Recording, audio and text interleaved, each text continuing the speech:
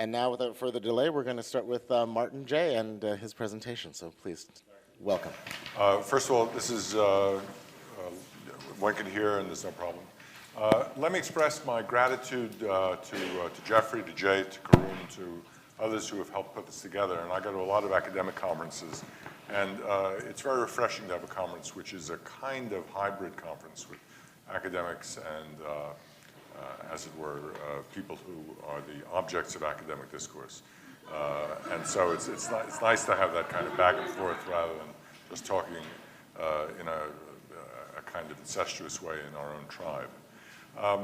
This paper is a paper that was also totally generated by the invitation to come here, so I want to thank the organizers for having stimulated me to write a totally new paper, something that doesn't happen that often. Often you sort of recycle older papers. And this was written just for this occasion. So I'm going to read it because I don't know it as well as I might, a piece of work that draws on earlier work of my own. And it begins with an epigraph from Adorno, which in a way, without planning, it fits into one of the major concerns that Jeffrey's already expressed.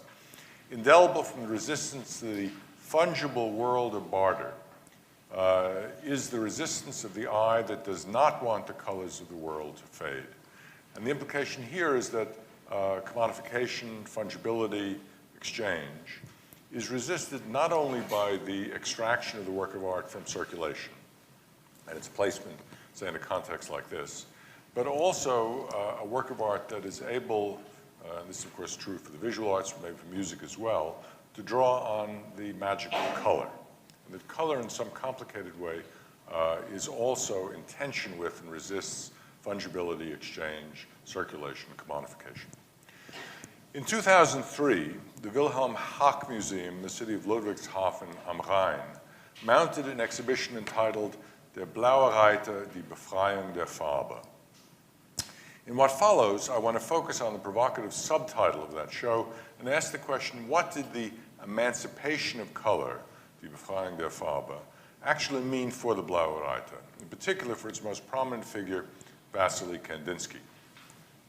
The other artists associated with the movement, such as Robert Delaunay, Franz Marc, August Macke, Alexander Jawlensky, and Paul Klee, were also remarkable chromatic innovators, but Kandinsky was the most articulate spokesman of their more or less common position. The language of emancipation, in fact, is one that he explicitly adopted. Now, to help us clarify the stakes of his argument, I also want to examine the fragmentary, posthumously published thoughts on color by a German critic who was himself fascinated by the Blaue Reiter, by Walter Benjamin. Thoughts which have in fact recently been subjected to sustained analysis by Howard Kegel and Heinz Brueggemann. Now, in any history of early 20th century visual modernism, the experiments in color performed by avant-garde communities of artists such as the Nabi and Fauve in France or Die Brücke in Germany are routinely foregrounded. But perhaps no other group put as much theoretical weight on its importance as the Blaue Reiter, which after all even included a color in its very name. Whether infused with metaphysical, even mystical meaning, or understood more in terms of sensual experience of the profane world, this opposition radically separated Kandinsky and Marc from Jawlensky, Macke, and Delaunay. Color was to be liberated from its hitherto inferior status in the visual arts. And with this liberation, so it seemed, would come a more profound emancipation of human experience. Now, to make sense of that hope requires an appreciation of the long-standing debate about the implications of color in Western culture. Occupying a unique place at the intersection of the senses and the psyche, as well as between objects and the subjective experiences we have of them, color has in fact perplexed philosophers, scientists, and artists ever since men and women pondered the world around them. The age-old battle in painting between disegno e colore, first explicitly articulated in the 16th century by Giorgio Vasari, was more frequently won by the former, by design or form. Being inferior to form because of its volatility and evanescence, color struggled to defend its honor against the advocates of order, stability, and duration. Against the purity and calm of whiteness, the prismatic dispersal of color often seemed dangerously unstable, somehow akin to the desire unleashed when men fell from grace. Now, to be sure, the colorists of Venice sought to assert themselves against the austerity of Florence and Renaissance painting, while lush romantics like Delacroix resisted the power of severe classicists like Ingres. But what David Batchelor has dubbed chromophobia underpinned a widespread suspicion of color as merely superficial, as cosmetic or ornamental, reinforced by associating it with marginalized or abjected cultural phenomena such as the feminine, the childish, the oriental, or the queer. Indeed, since the time of the ancient Greeks, it suffered from its association with seductive rhetoric rather than rigorous dialectic. In the more modern vocabulary of John Locke, it was understood to be a secondary superficial characteristic of the perceived world, not primary, like shape and form, which could after all be confirmed by another sense, touch. Often it was identified as well with the primitive, the emotional, the untrustworthy, even the pathological. In Latin, colorum, so it's been argued, is related to celare, the verb for hiding or concealing. Color, admitted even the great 20th century colorist, Joseph Albers, color, quote, deceives continuously, end quote. And yet, as we know, what is marginal often finds its way back to the center and has its revenge against the hegemonic order. So what seems dangerous in one context can be redemptive in another. By the late 19th century, what might be called chromophilia began to emerge in a number of different contexts. Just to take one example, in 1884, the celebrated mathematical fantasy novel Flatland by the British theologian Edwin Abbott imagined a great color revolt led by a pentagon named Chromatistus against the tyranny of the two-dimensional world of orderly lines and regular geometric shapes. And significantly, he called it a parable of spiritual dimensions. In the case of the actual visual arts of modern Europe, color asserted itself in the wake of the Impressionist exploration of the impact of light playing on objects registered by the eyes of the beholder rather than on the objects themselves. Here, ironically reversing Abbott's mathematical allegory, it was the move from 3 to 2 dimensions that proved liberating. But more important than the solid presence of a world to be recorded by the artist, a world understood as intelligible in terms of the formal principles of perspectival space, were the fleeting impressions left on the registering apparatus of the eye itself.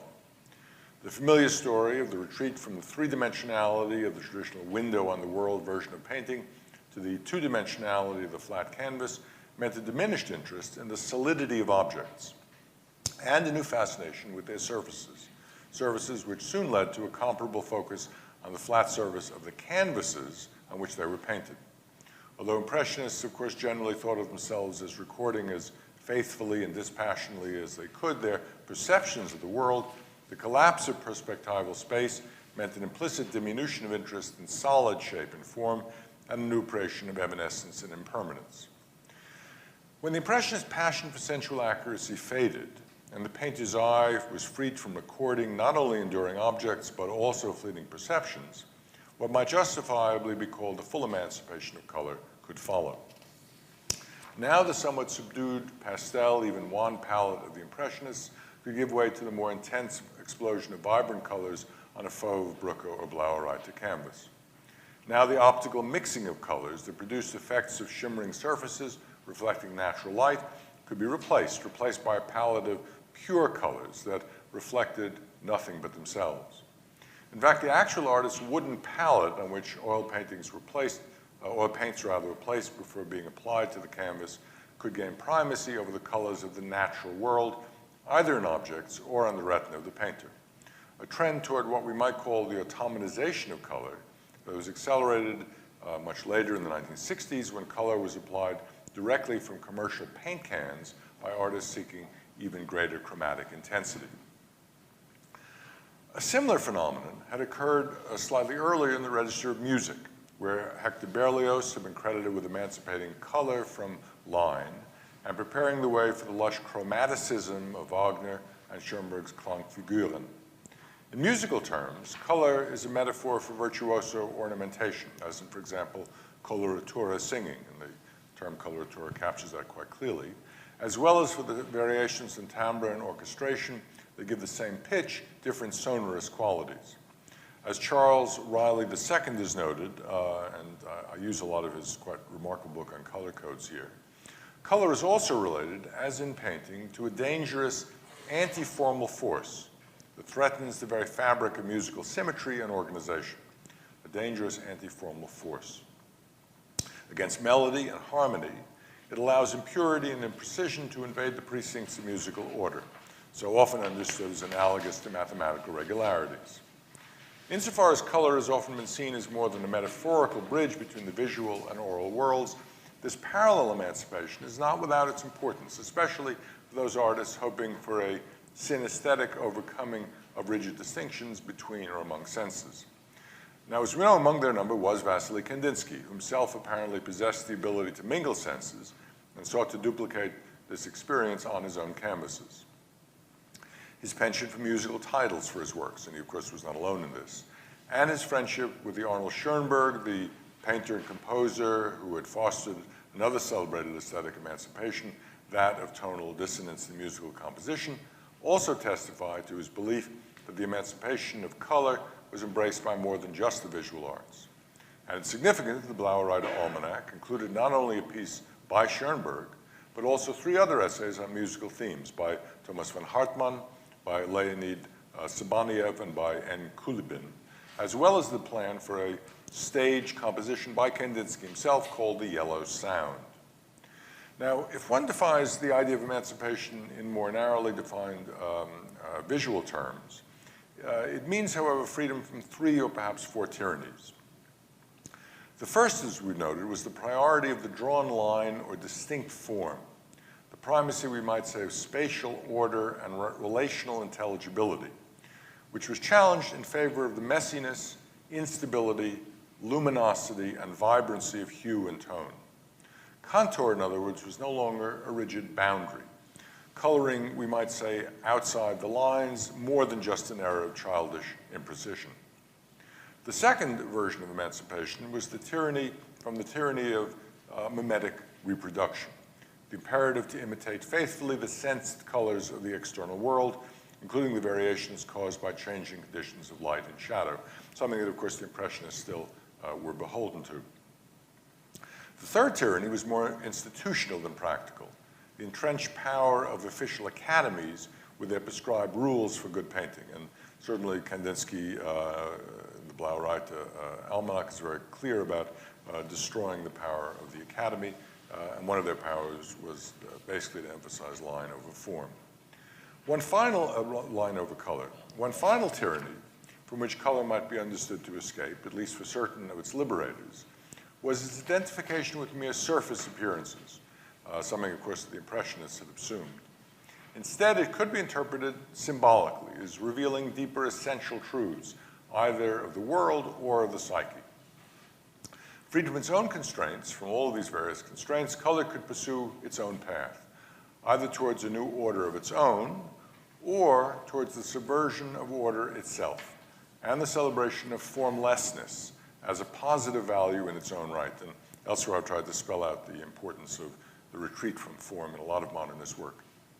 Here it could be the handmaiden of the parallel revolution known as abstraction, in which the formal elements of a painting were no longer dependent on the representation of a prior world, but could be replaced either by pure ideal forms or by deliberate formlessness. Abstractly geometric shapes and allegedly pure colors, neither of which, of course, can be easily found in nature, if at all, were one possible direction. But there was also another possibility, as we'll see when we turn to Walter Benjamin, which involved escaping from fantasies of absolute purity in either register. Well, why, we have to ask, why were lines, forms, a mimesis of the given world, a world of appearances, why were they considered tyrannical in the first place? What was implied by the struggle to escape their domination? For champions of linear form and the hegemony of design, the values of clarity, distinctness, boundaried space, and an opposition between figure and ground were held dear. Both 3- and 2-dimensional depictions of form seemed on the side of rationality rather than feeling, a balanced order rather than disordered chaos. Traditionally, line was associated with spiritual distinction, while color was identified with a base materiality. And I'd be happy to talk more about the issue of materialism a bit later and what color does to revive it. Even when modernist movements like Cubism deconstructed received notions of formal design and ideal form, they did so in the name of a more complex and accurate portrayal of multiple perspectives and temporal transitions simultaneously represented on a flat canvas. And as a result, they were often seen as less advocates of the full emancipation of color than obstacles to it. Cubism is often seen as an obstacle to the emancipation of color. Now, once emancipated from the hegemony of form, color could, of course, itself be subjected to the structural imperative to bring order into chaos, with charts, diagrams, scales, and many other spatial configurations used to depict relationships of harmony, complementariness, and dissonance. Here, imperfect, static representations sought to capture the dynamic interaction of colors, which involve issues of saturation, transparency, after images, and lighting. They sought to do so, but with results that I think were rarely satisfactory. The natural spectrum of the rainbow, prismatically refracting white light into its component parts, proved often far more evocative than all the color wheels invented by scientific categorizations, at least for practicing artists. Now, it is, to be sure, a commonplace of art criticism that artists who used color effectively were not enslaved to the scientific analysis of color, even though some were stimulated by works on the interactions of neighboring colors, such as those by Michel-Eugène Savroul, as early as 1839. There's several I cite here. And although intended to help tapestry and fabric makers at the Gobelin works, these texts did in fact inspire certain artists as well. But perhaps more genuinely inspirational was Goethe's celebrated Farbenlehre, his theory of color, which had explored the psychological as well as perceptual dimensions of color and sought to separate it from the domination of schematic mathematical optics associated with Newton. Goethe's abandonment of the passive camera obscura model of vision and stress on the role of the observer's eye, and in fact, he's a central figure, as you may know in that story Jonathan Crary has told so well of the subjectivization of vision in the 19th century in his Techniques of the Observer, also opened the door to a more expressionist appreciation of the emotional valences of color. By the time of Kandinsky's path-breaking treatise concerning the spiritual in art, published, as we know, first in 1911 in the Blaue Reiter Almanac, which appeared in the following year, by then the physiological and psychological dimensions of the emancipation of color were supplemented now by metaphysical ones, helping to reverse its traditional identification with matter rather than spirit. Not surprisingly, one of his philosophical inspirations was Arthur Schopenhauer, whose theories of color extended Goethe's critique of Newton, and his celebration of music as the art closest to the level of the impersonal will left their mark on Kandinsky's theories. Those theories were derived from a hodgepodge of different, more or less dubious strains in Russian and German thought, vitalist, religious, mystical, theosophical, and symbolist. At once apocalyptic and cosmogenic, Kandinsky swam in the same turbulent waters as many other intellectuals and artists during the early decades of the 20th century. His central concept of Geist, which can be translated as either spirit or mind into English, had lost the rationalist connotation the Geist had enjoyed in German idealism. Instead, it was now employed in the service of a neo-romantic ideology of renewal with no fixed political valence.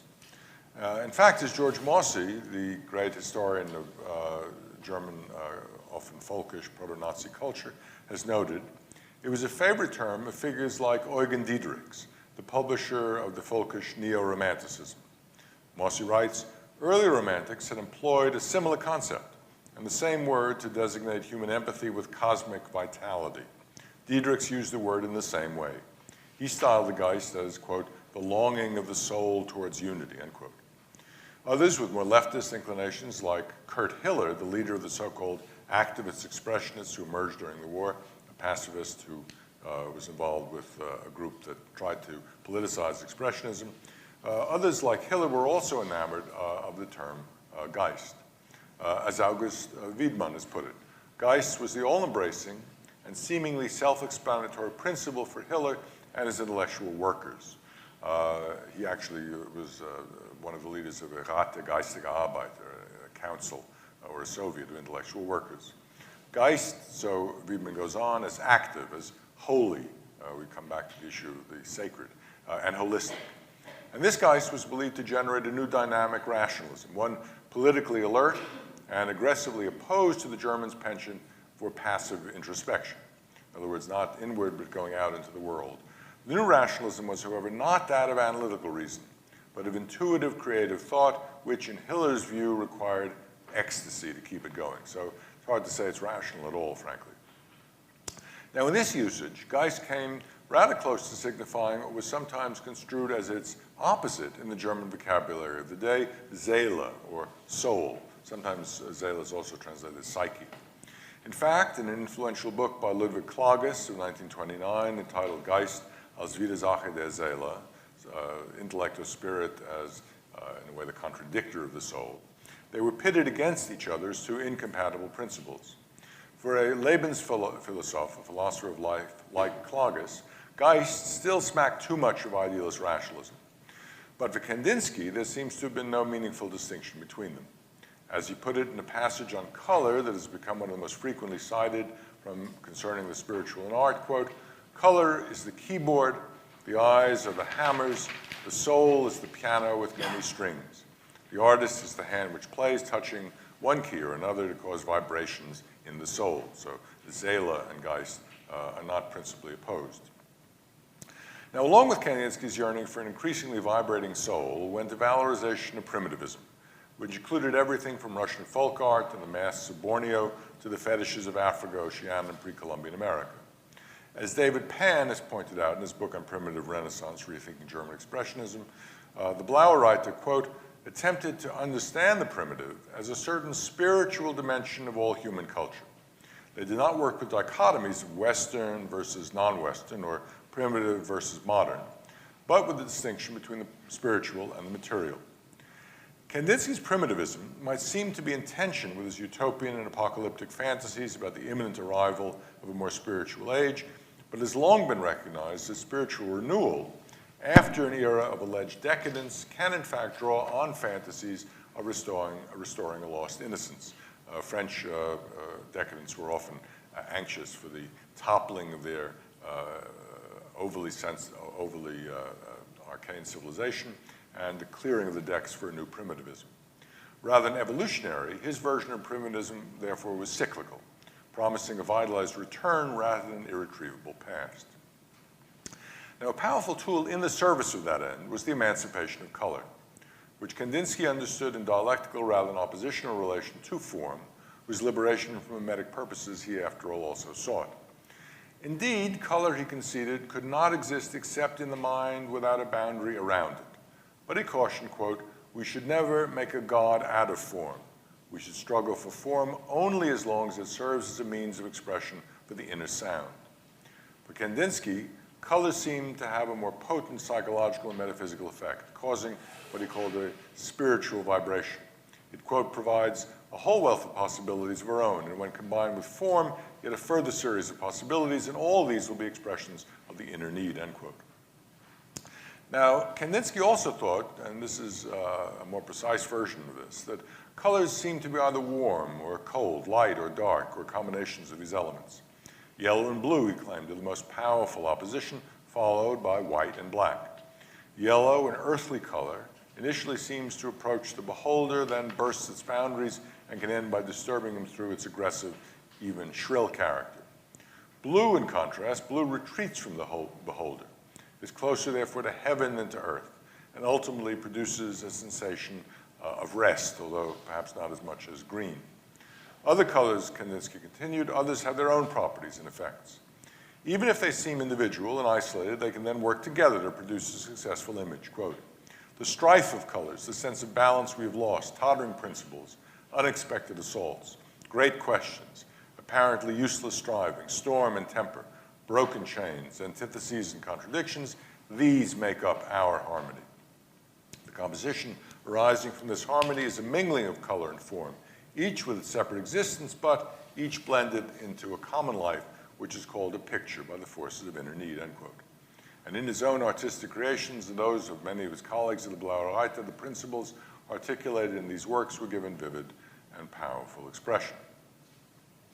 Now, there were few more appreciative enthusiasts of the Blaue Reiter in general, and Kandinsky in particular, than Walter Benjamin. In 1920, after the war, he eagerly devoured concerning the spiritual and art, writing to his friend Gershom Scholem, quote, this book fills me with the highest esteem for its author, just as his paintings elicit my admiration. It's probably the only book on expressionism devoid of gibberish, not, of course, from the standpoint of a philosophy, but from that of a doctrine of painting," end quote. A year later, Benjamin was to visit an exhibition by Maka, who had, of course, been killed during the war, and wrote an essay about it, an essay which, alas, was not published and has since disappeared from his Nachlass. In a letter from the same year, expressing his disappointment at a canvas by Chagall, he wrote, quote, "I'm coming more and more to the realization that I can depend sight unseen, as it were, only on the paintings of Klee, Maka, and maybe Kandinsky. Everything else has pitfalls that require you to be on guard," end quote. Now, Benjamin's fascination with Klee is, of course, very well known. It was in the spring of 1921 that he bought the painting of the Angelus Novus that was to be one of his prized possessions, and which, of course, is one of the crucial inspirations for his thesis on philosophy of history. But his interest in the other luminaries of the movement has been less widely appreciated. Only recently, this quite wonderful book by Heinz Brueggemann has pointed to its importance. Even before the war, the canvases of the Blaue Reiter were to seem to have held out for the young Benjamin the promise of renewal of vision itself, the recovery of that innocent eye that had existed before the fall into rationalized vision, in which subjects looked at objects in an organized perspectival field. Not only did their respect for the so-called primitive art of folk traditions, Russian icons, Bavarian glass paintings, woodblock prints, and the like, not only did these suggest that they were in touch with an earlier stage of visual development, but their fascination with the allegedly uncorrupted vision of the child also meant that they understood its survival even after the transition to modernity. In other words, the child is a kind of repository of a certain innocence. Against Schollem's defense of Cubism, which was rooted in the latter's belief in a certain Jewish affinity for spatial and mathematical thinking, Benjamin vigorously extolled the utopian potential he saw in color. And Schollem later, in fact, came to understand this as well in Jewish tradition, but in this early period, he defended Cubism against the Expressionists. And in so arguing, Benjamin was following a long tradition that included John Ruskin and extended as far back as the German Romantics.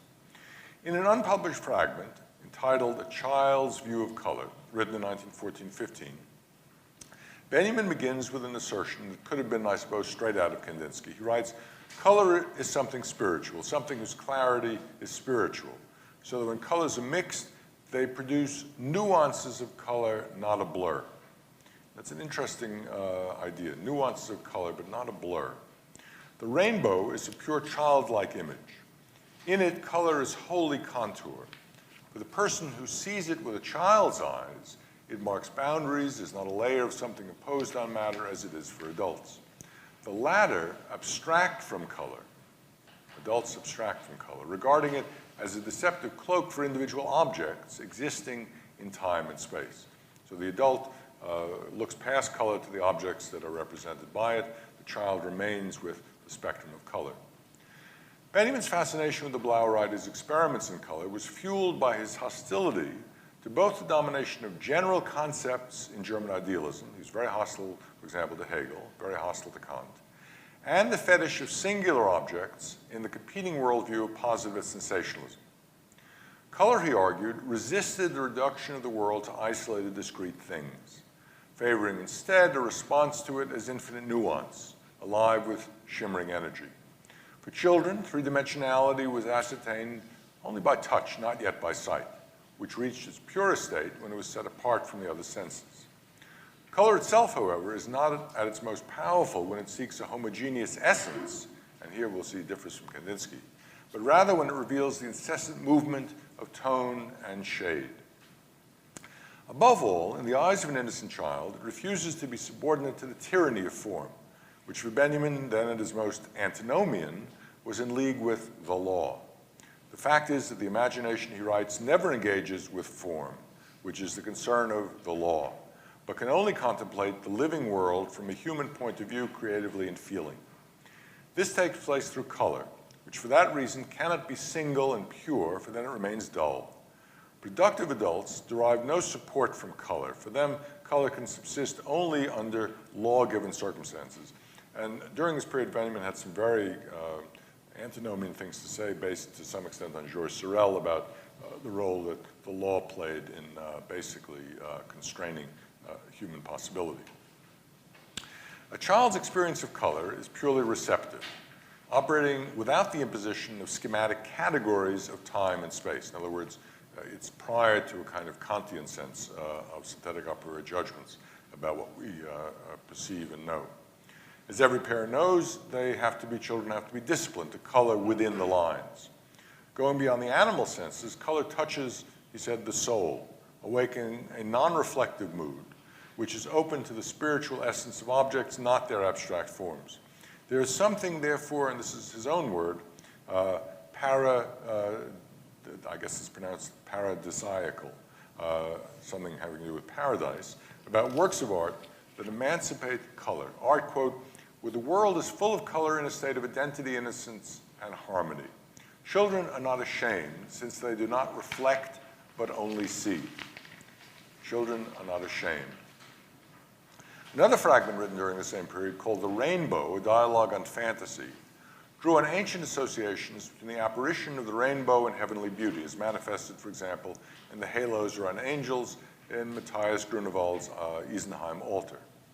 It is cast as a conversation between a painter named Georg and his friend Reiter, who shares her nocturnal dreams of color with him.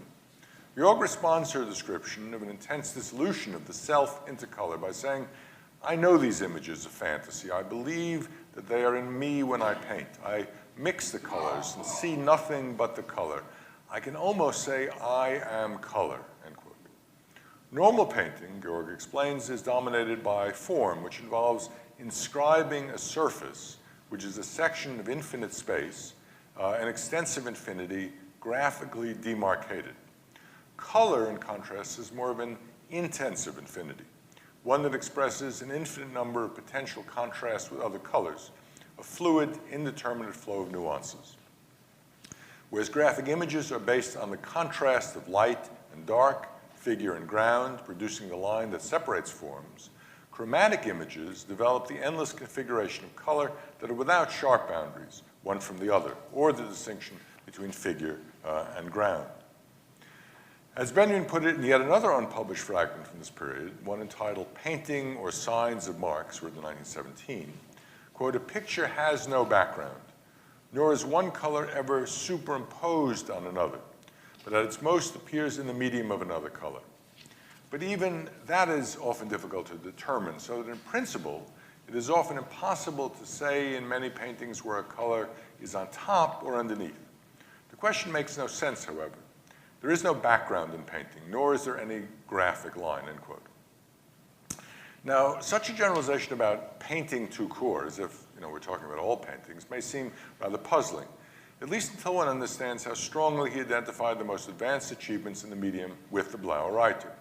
Significantly, the only painter mentioned in one final fragment in 1917 called Painting in the Graphic Arts is Vasily Kandinsky, whose pictures he calls, quote, simultaneous occurrence of conjuring and manifestation. Conjuring up something deep, important, and showing something that demonstrates, something that manifests without representation, without reflection. Benjamin's rhapsodic celebration of color as a site of utopian fantasy, and this comes to the question of utopia that we've been discussing before that Jay brought up, has rightly been interpreted by Howard Cagill as the first manifestation of his challenge to Kant's notion of experience, which was based on intuitions of space and time as a priori transcendental categories and the placement of objects of experience in them. Kant had, in fact, himself denigrated color in the aesthetic theory that he developed in the Critique of Judgment, arguing there that in the fine arts, quote, the design is what is essential. The colors which give brilliance to the sketch are part of the charm. They may no doubt in their way enliven the object of sensation, but make it really worth looking at and beautiful they cannot, end quote.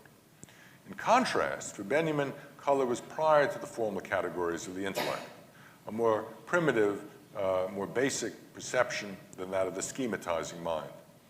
As he explained in a frequently cited letter to Scholem of October 22nd, 1917, it was the correlate of the Adamic view of pure non-communicative language that he had just developed in his 1916 essay on language as such and on the language of man. The Adamic view of language, in which names and things are unified, that there isn't a kind of conventional way to name objects in the world. The names were the real names. In both cases, the target was conceptual thought, reflective thought, categorizing thought, with its reified categorizations and formal distinctions, and an understanding of perceptions that prioritize form over content.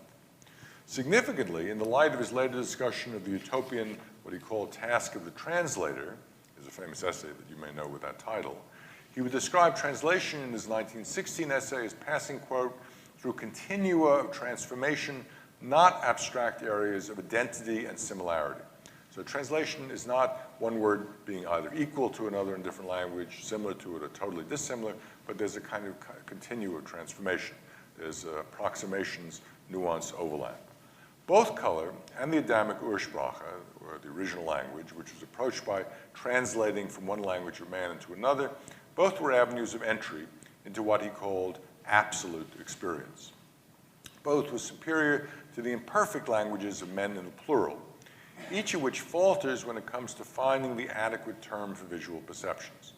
No vocabulary is able to discriminate among the endless, infinite gradations of chromatic nuance.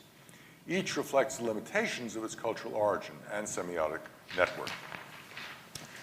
Another way to parse Benjamin's celebration of color is to see it as an anticipation of his distrust for the traditional notion of narrative linearity, and this maybe speaks to the issue of meta-narratives or any kind of narrative at all, that characterizes hostility to the historicist tradition. As Jacqueline Lichtenstein has noted, in the teachings of the Academy, quote, drawing is the means of inscribing history in painting. Drawing has primacy, included in the favor granted historical painting, assumed in the definition of painting as discourse, and also imposed by the constitution of a discourse on painting, end quote. In contrast, color is on the side of an anti-authoritarian disruption and discontinuity, a radical leap of temporality that undermines smooth evolutionary progress and underlines narrative. As Charles Raleigh II puts it, color and the unique event elude prescriptive guidelines. Color and the unique event elude prescriptive guidelines.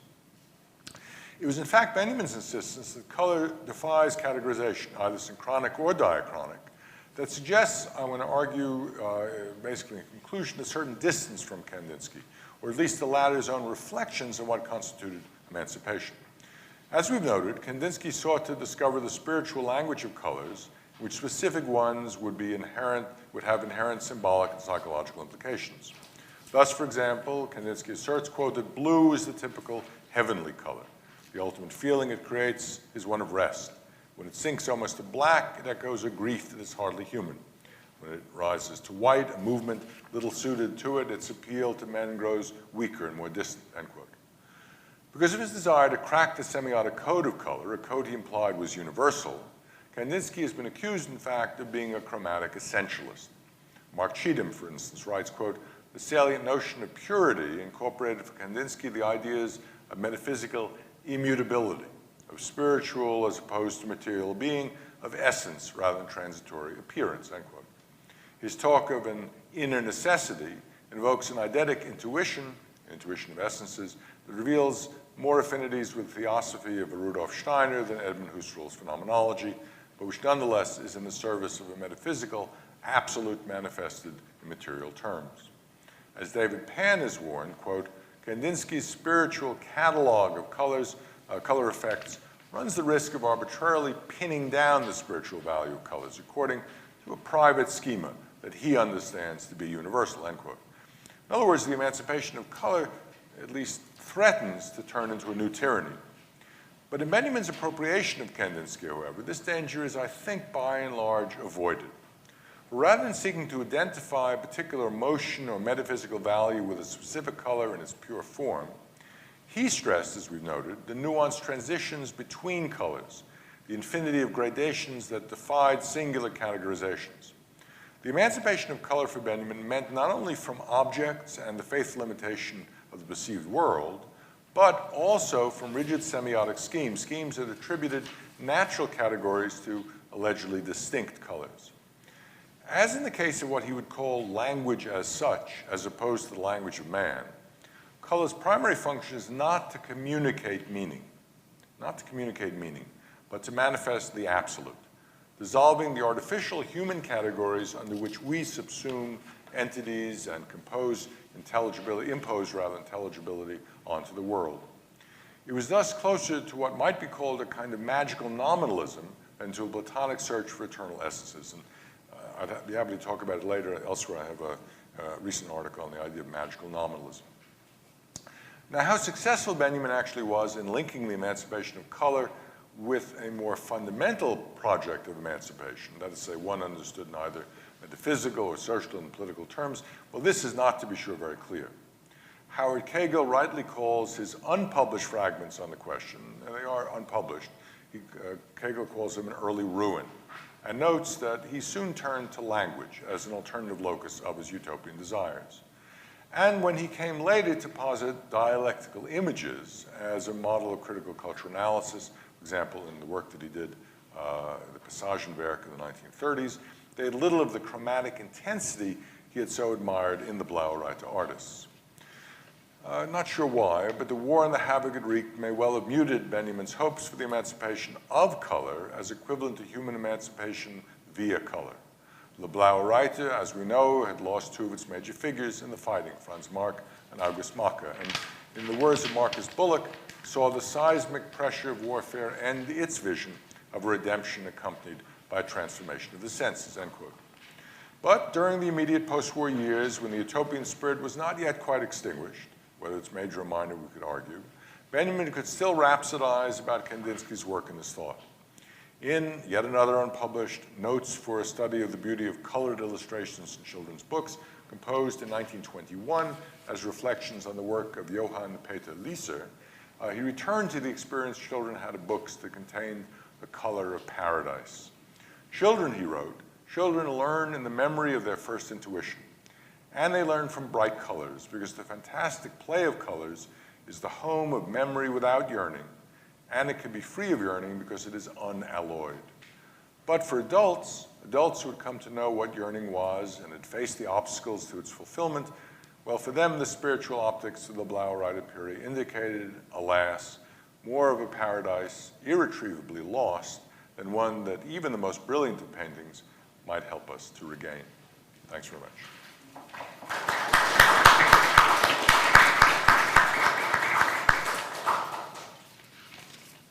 Thank you. Excellent. I just want to pause for one moment to see if Jesse is having problems. Yeah, sorry. Are you able to hear this? Yeah. Okay. Wonderful. Well, we're moving on to Jeffrey's comments, and then we're going to move on to James's comments, and we'll see what happens after that. Well, I'll have to admit that I have difficulty responding to this because this sits within an area where almost automatically people assume art and painting are interchangeable terms. So from a sculptor's point of view, they forgot to mention anyway. No, I'm not talking about you. I'm talking about the Blue Reiter. Mm-hmm. In fact, in the Blue Reiter Almanac, we don't exist. There's a mention of Archipenko, but kind of like a passing by a writer who I don't even know who that is. And so there's a strange aspect of this that eliminates the possibility of sculpture or even being born a sculpture, because the whole idea of form and touch and everything else that comes with that is already eliminated from the vocabulary. So, in order to not be defensive, I'll just simply attack.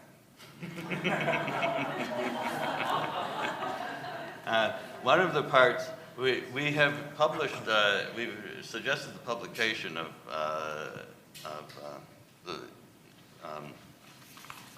the spiritual in art, and we actually have a link on our site. However, it's not without very, very severe criticism.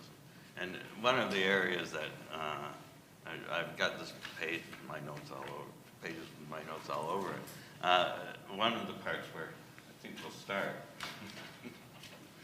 is on the question of what he says about theory.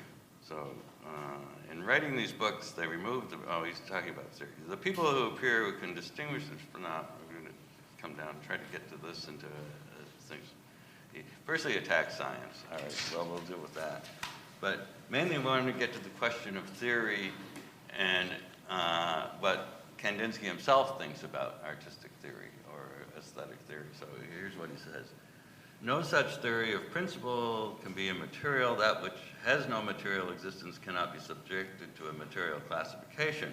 That which belongs to the spirit of the future can only be realized in feeling, and to this feeling, the talent of the artist is the only road. That's nice, except then what he says is theory is the lamp which sheds light on the petrified ideas of yesterday and of the more distant past. So this is a warning against aesthetic theory, and then he goes on pages later to do with his theory of color. So I find that to be either a mistranslation, something very, very odd in it, but he kind of negates his own argument. So then he goes on for pages and pages and pages on theory of color, but he's already negated the idea that theory should be looked at in the first place. So that's just one aspect. So now I want to borrow something else from somebody else here. And you started with Adorno. And it's interesting on what he says about Kandinsky. So here I am, quoting from a book called Aesthetic Theory. But for anyone who's interested in this book, it's by Adorno. It's published posthumously after 1969 and translated. And it seems like somebody by the name of Martin Jay is also listed on the back of this book. This is a very interesting book. You can practically open it anywhere and you can find something to hate or love or at least think about. But I'd like to read what he says about Kandinsky. What appears in artworks and is neither to be separated from their appearance nor to be held simply identical with it. The non-factual in their facticity is their spirit. It makes artworks, among other things, something other than thing. Now, I must point out that Adorno was a composer. He's not only, so we're reading something by an artist in his own right. It makes artworks things among things, something other than thing. Indeed, artworks are only able to become other than thing by becoming a thing. That's very important. Though not through their localization in space and time, but by the imminent process of reification that makes them self-same. Reification means made concrete. Self-identical. Otherwise, one could not speak of their spirit, that is, of what is utterly unthing-like. Spirit is not simply spiritus, the breath that animates the work as a phenomenon. Spirit is as much the force or the interior of the works, the force of their objectification. Spirit participates in the force no less in the phenomenality than is contrary to it. The moments in their objective arrangement. This is a mediation in the strict sense that each and every element in the artwork becomes manifestly its own other. The aesthetic concept of spirit has been severely compromised not only by idealism but also by writings dating from the nascence of radical modernism, among those of Kandinsky. In this justified revolt against sensualism, which even in Jugendstil accorded a preponderance to sensual satisfaction, Kandinsky abstractly isolated the contrary of this principle and reified it so that it became difficult to distinguish the "you should believe in spirit" from superstition and an arts and crafts enthusiasm for the exalted. So that is an extraordinary book now. He's talking about the arts and crafts movement of the 19th century and the elevation of that too. So I don't know if that supports my argument or not. But I have to admit that there's little that I can actually say about this as a sculptor, because it does follow this prejudice that's inherent in the entire Blue Rider movement itself against sculpture. And so your paper also follows along the same line of that particular thing. So when form is attacked, sculpture is attacked. And I don't know what to think about that.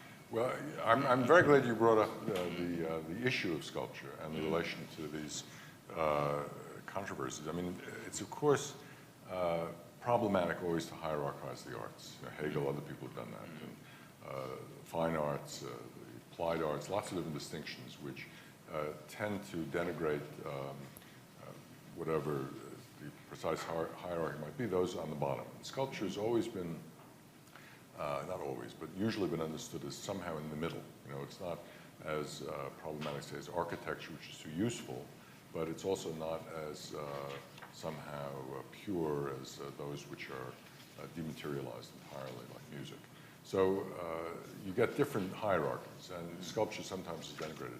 The issue of color, of course, there is this historical blanching of objects which had been colored. And the Winkelmann version of Greek sculpture, which you know better than I, as somehow having always already been white, is now something that we know is wrong. And the same thing with Greek architecture in the 19th century. It was discovered that all of those friezes and so forth were in fact very heavily colored. To recolor them today, to somehow restore them to what they would look like, would be seen as blasphemous. And we couldn't quite do it. So sculpture has generally, but not always, tended towards let's say form, line, shape, away from color. But I say generally because there are counter examples. I, by chance, was at the American Academy of Berlin with a very brilliant young sculptor named Aaron, I'm blocking his last name, terrible. In any event, he does Aaron Curry, LA sculptor, I don't know his works. Does works in metal, mostly in metal, to some extent influenced by Picasso shapes and forms, but very, very vividly colored. In other words, lots of almost, day glow kinds of colors. He was recently on the cover of Art in America. So this is what we might call a recolorization of sculpture. So it is possible to mix the two. Now, I think you're absolutely right. Most of the time, it hasn't been the case, but it is possible to do that. Now, in so doing, it might be possible also to redress the balance that we've just seen Adorno talk about between spirit and matter, between spirituality, which goes correctly against an overly materialist meticism on the one hand, but then goes too far. And to see in sculpture, which maintains a strong sense not only of form, but also of the matter out of which the form has been shaped, a kind of balance which includes in the matter something that has to do with either intended or unintended color. And it's quite clear in your own work the distinctions between works that are allowed to rust and works that are not, works that have the lichen on. So there is color. I mean, these are not just forms. And they're colors which, well, they emerge out of choices that you made, let's put it that way, and also ways in which nature has had an impact on the objects. So decay or weathering or whatever. Well, it's on the counterpoint. On the counterpoint with the entire environment. I have nothing against color. Well, indeed. So I would say that sculpture has often incorporated color, but generally in people's responses to it, it's been less significant. And the same thing, broadly speaking, I guess, with architecture. Usually, architecture, there can be color. In some ways, you get postmodernist buildings very gaily colored, but by and large, there's been a kind of stripping away of color in most architecture ever since the Greek notion of kind of blanche color. So it's an interesting, I would say, resistance of sculpture against its denigration, to see it also engage in the discussion of these issues. But then we would have to put the question, what would the emancipation of color look like in architecture? Is it possible to the same extent as it would be in a painting? And of course, there were artists like Picasso and Max Ernst and others who worked in sculpture as well, and who were able to move back and forth. I mean, I mentioned Aaron Curry. He worked as an artist working in painting and then moved back and forth between painting and sculpture. So tries, in fact, to avoid the very category distinction between sculpture and painting. Tries somehow to incorporate the two. I left out yesterday, there are a number of Archipankos that are done in this period of time, which are color. They're done on a cubist basis, and they're uglier than sin. I couldn't put them in. Jeffrey, couldn't you use color in your early sculptures. You were telling us Yeah, yesterday. yeah, and so Yeah, did yeah. David Address Smith, and that. so are those Yeah, sandblasters. yeah, But since yeah. I've been working in directly outdoors, I have far more infinite relationship with color than I ever had applying paint to indoor pieces. And so the pieces themselves work in counterpoint to all of the colors out here. I have no opposition to color. Yeah. What I have opposition to within the realm of this is the discounting of form. Well, it's an attempt- Discounting the form by Benjamin. Yeah. So this I find offensive, and I Right. find it offensive in the Blue Rider itself because they've done that. And you know, as a former painter, and I was a painter, so and I said that to Vaughn, you know, we need to reach a written agreement. I won't do painting. He won't do sculpture. That's fair. That's fair. The only double threat man that I ever knew was Michelangelo. He could do both, but none of the rest of us have been able to do that anywhere closely. It's not the argument of color. I agree with the argument of color. I don't have any problem with the argument of color. I have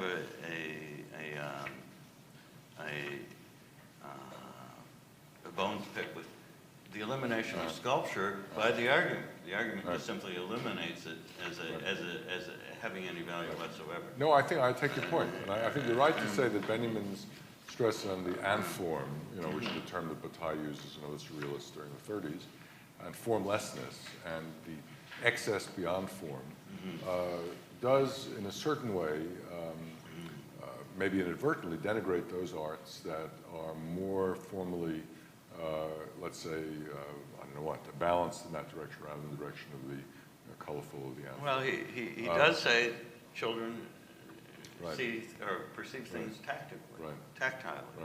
but then he doesn't allow that Well, to but- grow into all right, sculpture. Yeah. No, you're right, one could see a kind of, I mean, he does write about architecture, so he doesn't write about music, but these are you know, dialectical questions in which it's neither an either or, but rather a both and, in which you have mixture. You find that in Kandinsky as well. It was interesting that he has this critique of Matisse for overemphasizing color and tries to talk also about form. So it's not a question of only one or the other, just emancipating from the tyranny of form rather than seeing form itself as necessarily an evil to be avoided. Although Benjamin, because of the anti-Kantianism and the kind of antinomian quality of his mind, his anti-law and all the kinds of things that you can see them as neo-romantic, whatever, is more hostile to form than, you know, say, Adorno might be here in aesthetic theory, where it's a very complicated notion of Geist and form in relation to materiality rather than opposition to materiality. All right. Thank you for your response. I think we're going to go on to James and then open the dialogue. Thanks, Corinne. I want to begin really by thanking Jeffrey Rubinoff and Jay Winter for organising this timely event. And I'm incredibly excited to be here, not least because I got to go on a float plane, which was great fun. I also want to thank Professor Jay for, I think, a really stimulating paper that I think sheds new light on one of the great painters of the 20th century and one of the great writers of the 20th century, and does so in light of each other. And I think his exploration of the origins and the rhetoric and the fate of this so-called emancipation of colour seems to me to be tremendously fertile ground from which to explore many of the issues raised by this forum. And that's precisely what I want to do with this response, really to take this idea of the emancipation of colour and apply it to the three principal themes that we've got here on this forum: art, war, and science. Well, I'm an art historian, so I should probably begin with art. And particularly with one line of inquiry that might well be a way of connecting the writings of Walter Benjamin, the whole project of the emancipation of colour, and indeed the work and the ambitions behind the sculpture park. Now, I'm sure many of you know that probably the most famous thing that Benjamin wrote, today anyway, is The Work of Art in the Age of Mechanical Reproduction, an essay that assessed the impact of new media like cinema and photography on traditional media like painting and even sculpture. And in it, he argued that the capitalist mass production and the commodification and the technologies associated with it profoundly altered the status of the artwork, dispelling its aura and undermining this idea of a unique object. And I wonder how we might understand colour in light of that thesis. This is very much a speculative suggestion. But I wonder, if we look back at the late 19th and early 20th centuries, mechanical reproduction, whether it was photography or the automatic process block or cinema, was overwhelmingly black and white. And I wonder, in light of that, whether this exaggerated emphasis on colour in the paintings of that period is a response to their black and white rivals, an attempt to assert the supremacy of painting in a world in which new visual technologies sort of threatened its obsolescence. And I think that might be a way of connecting also what Geoffrey's doing, because I feel that although you've created a division here between painting and sculpture, it seems that this park is very much an attempt to fight that same trend, the trend of commodification, the trend of replication, reproduction. You know, this park you have to come to, you have to make the journey to come here by float plane. And, you know, it's very much about experiencing an object on location with your body, the way you move around it. That seems to me to be an incredibly powerful assertion of the aura of the individual artwork as opposed to its reproduction. But I'll leave those thoughts with you, and we can discuss those maybe later on.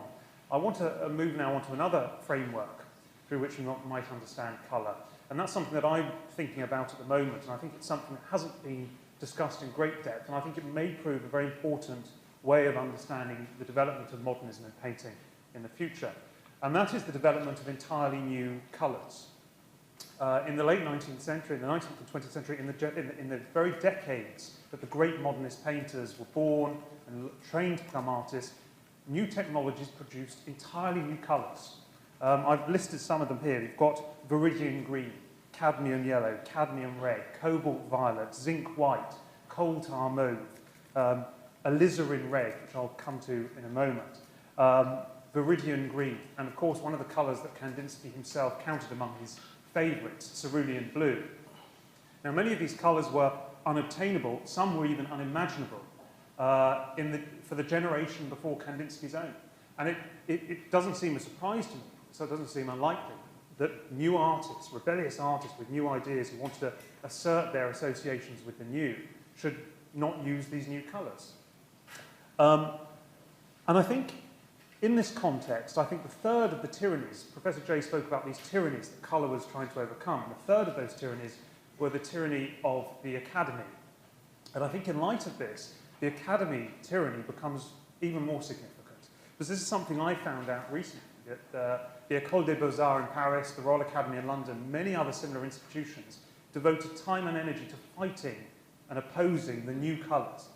And students of Kandinsky's generation were in many cases prohibited from using them. These new colours were branded, you know, unstable, garish, sometimes impure. I mean, there are stories, even progressive artists like Renoir, the Impressionist painter, refused to use synthetic pigment. So I think in light of this, I think this is really quite an interesting way of thinking about colour. And many of these academies, in light of the incredible instability that was generated by these new colours, retrenched and reasserted this age-old idea of disegno over colore. So I feel this may be a very important ingredient about the modernist experiment with colour, and how a new generation, although for us looking back, colour doesn't mean that much, but if you're an artist, Geoffrey will, I'm sure, tell you this, if you're an artist working with materials, you know materials intimately, and the decisions you make are much bigger than the ones that we might, as art historians or cultural historians, give them credit for. And I just want to take one example. We mentioned Matisse. Matisse, in the very same year that Kandinsky wrote concerning the spiritual in art, made this magnificent painting, the Red Studio, this enormous painting of the Red Studio. Now that painting is many things, but for me, and I know that for people at the time, it was a big, aggressive, 7-foot square, defiant promotion of the new cadmium red over the old vermilion, the vermilion that Renoir would refuse to abandon. But Professor Jay rightly points out that this chromophilia, this love of colour, was most compellingly theorised in Germany. And I wonder whether it's a coincidence that it was Germany that stood at the very heart of the synthetic colour revolution. Indeed, by the outbreak of war in 1914, Germany produced more synthetic pigment than the rest of the world combined. And this again is speculation, but whether the choice of colours by the Blaue Reiter, which we see as obviously an international movement, or any other German artist, may have been dictated by the politics of colour. Were artists aware of using the German colour as opposed to the French colour? And we know, of course, that the chemicals industry in Germany partly developed because they were unable to gain the pigments that came from Britain and France's empire. They had to develop their own and the materials. And the chemicals industry therefore became both a symbol of German, part of the economic success of Germany, but also part of its national pride. So I wonder about that, and I'll leave that question open, whether there is a political dimension to this. I'll now turn with a great degree of trepidation to the second theme, to science, because I'm no historian of science, and I'm sure there are many people in the room who know considerably better informed on it than I am. But I feel I must hazard a couple of comments about science in this period, because I think that the changing cultural meanings of colour in this period are unimaginable without the scientific developments that accompanied them. You know, it was in the period that this forum addresses that an age-old consensus about the physical world and about the way we experience and understand it seemed to fall apart. You know, the idea that the universe was a solid, mechanical, an observable entity ceased to be tenable. From the 1890s onwards, it was viewed instead as a kind of elusive, immaterial, invisible matrix of forces, whether they were energy or radioactivity or magnetism. And, I mean, even matter itself, I think this is important, even matter itself seemed to disappear or collapse under this new scrutiny. And of course, you know, I think Rutherford was mentioned yesterday. You know, Rutherford's discovery that in a way at the very core of the building block of the universe, at the very core of the atom, it was essentially, there was a void. And Kandinsky, as we know, Jay Winter was speaking about the connection between artists and scientists. Kandinsky knew about these discoveries. He wrote when he heard about Rutherford's discovery that it felt like the crumbling of the whole world. But it wasn't just the objective world that was crumbling. I think also was crumbling was our faith in our senses in being able to understand the objective world.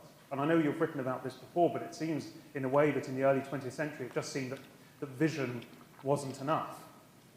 So the question that I have for that is where does that leave artists? Where does it leave artists whose principal responsibility up to that point had been to represent the world around them as they saw it? How do you do that when suddenly vision isn't enough, when that's not what the world is?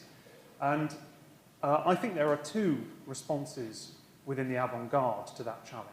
And one of them is the one that you have so compellingly articulated today, and that is the Blaue Reiter response. You know, Kandinsky, like many other members of the Blaue Reiter, was sort of disillusioned with the materialistic worldview that was collapsing in these very years. And for that reason, they chose not to use naturalism, which was associated with that materialism, but instead to try and depict a deeper reality, a reality that was not quite scientific, but spiritual. And we know we've got difficulties with that word. And of course, they believed that colour was the way by which they could access that deeper reality. But there was another response, a response that was altogether different, and you did make some suggestions to that. And that response required not the emancipation of colour, but the elimination of colour. And I'm thinking particularly of Cubism. I mean, here was a movement. I mean, Cubism is a very evasive, elusive movement. It's very difficult to pin it down. But when you look at the writings by Picasso, the writings by Braque, the one thing they keep coming back to is realism.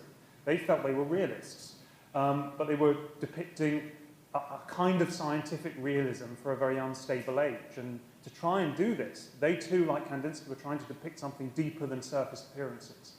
But for them, it was about eliminating the subjective, eliminating the ephemeral, eliminating the superficial. And to do this, they removed the single viewpoint, linear perspective, light and shadow, and of course the most subjective, superficial and ephemeral quality of them all, they removed colour. And that's why, you know, at precisely the moment that Kandinsky was writing concerning the spiritual and art, the very high phase of analytical cubism, which we saw some of the images yesterday, colour is almost completely abandoned and replaced with a monochrome chiaroscuro. No more colour that is needed to articulate the form and structure of the motif.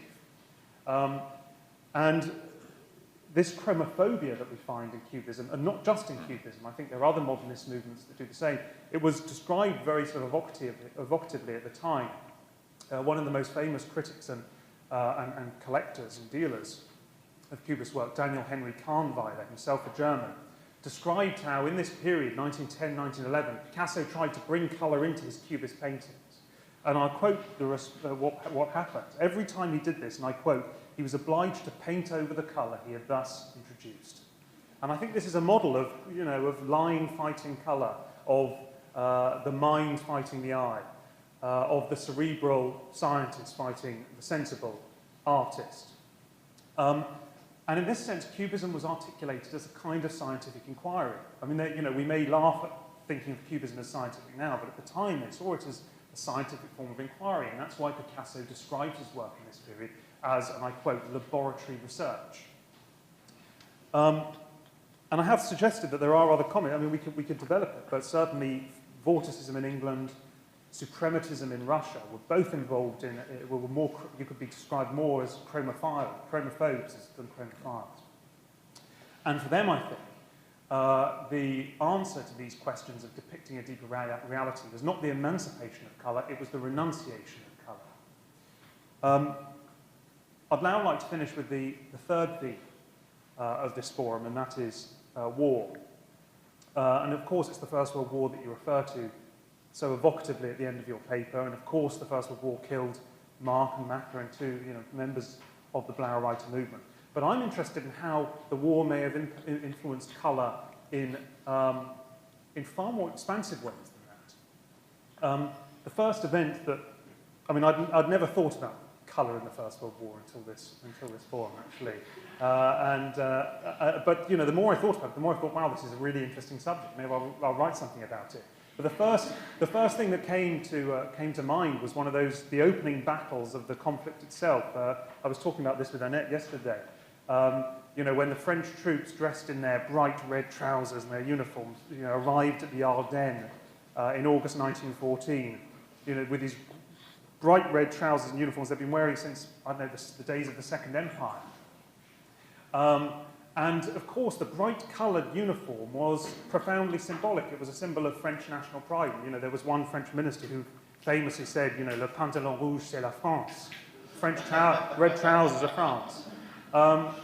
And then, of course, there are myths, of course, that it was these red trousers that led to their catastrophic defeats, that they were seen, the red trousers were seen by the Germans through the mist. We don't think that's true. But I find it a great irony that it's the red trousers that were the great symbol of French national pride, the red trousers that apparently gave the French troops away, were made from alizarin dyes that were sold to them by German chemical companies. So I think that's one of the many ironies of August 1914. That's where they got the red dye for their uniform. And because of this, I mean, in the months that followed as the war developed, colour began to be seen rather differently. It was no longer seen as a symbol of valour and patriotism. Now in a war, and we mentioned this before, in a war in which invisibility was almost more important than anything else, colour came to be seen as a liability. And I think it's perhaps even a bigger irony, one of the biggest ironies of all, is that many artists, many progressive artists, many who had been busy emancipating colour before the war, should, after the war starts, join camouflage units and do the very opposite. Now they were tasked with hiding colour, neutralising it, reversing it, anchoring it to the very forms from which they've just liberated it. And Franz Marc, a member of the Blaue Reiter, was just one of these chromophiles to take on such work. And I'll give you another irony. When Franz Marc in 1916 was camouflaging 9 large military tarpaulins, he called them his Kandinskys. And it's an irony because, of course, this wasn't colour as a language of universal freedom and expression. This was colour reduced to instrumental purpose, and a purpose that pitted Germans like Marc against Russians like Kandinsky. And that's another irony there. Franz Marc died, Macca died, and in some ways, I think, as you suggest, the dreams of colour died with them. Although in some ways, and I'm just wrapping up now, in some ways, colour could be seen as a kind of aggressor as well. Chemical companies effortlessly converted their production from civilian dyestuffs to munitions. The mercury that was used to make vermilion was used now for ammunition. And the chlorine that was first discovered as a byproduct of synthetic colour production was soon manufactured as gas that was discharged on the battlefield. And this is something you mentioned before. And I find it a very powerful image, this idea of when the chlorine gas was first discharged on Ypres in 1915. It produced this vast abstract cloud of green colour. So it was almost like a modernist painting, but with a very fatal aftertaste. I'm just wrapping up now, I suppose. It's no surprise, I think, that Professor Jay believes that the Emancipation of Colour project ended in failure. But my speculative conclusion is whether out of that violence, out of that suffering, out of that death, whether in some way colour acquired utopian associations that were even more resonant than before the war. Walter Benjamin, as you've told us, was still rhapsodizing about colour after the conflict, and I suspect there were many more like him, who after a dark, monochrome, invisible war, after a war in which tragic news was brought home to people every day in black and white photographs, black and white films, black and white news text, where the colour might have suddenly seemed all the more redemptive.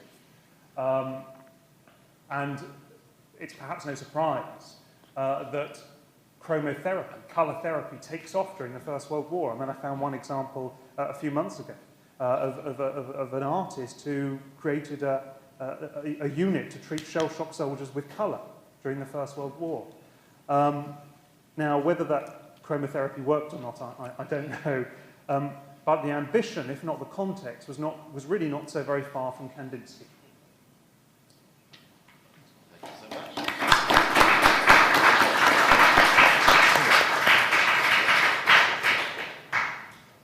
So I'll open it up. Do you want to? Sure. Respond? Sure. One aspect of what you said, which I think really needs some follow-up, is that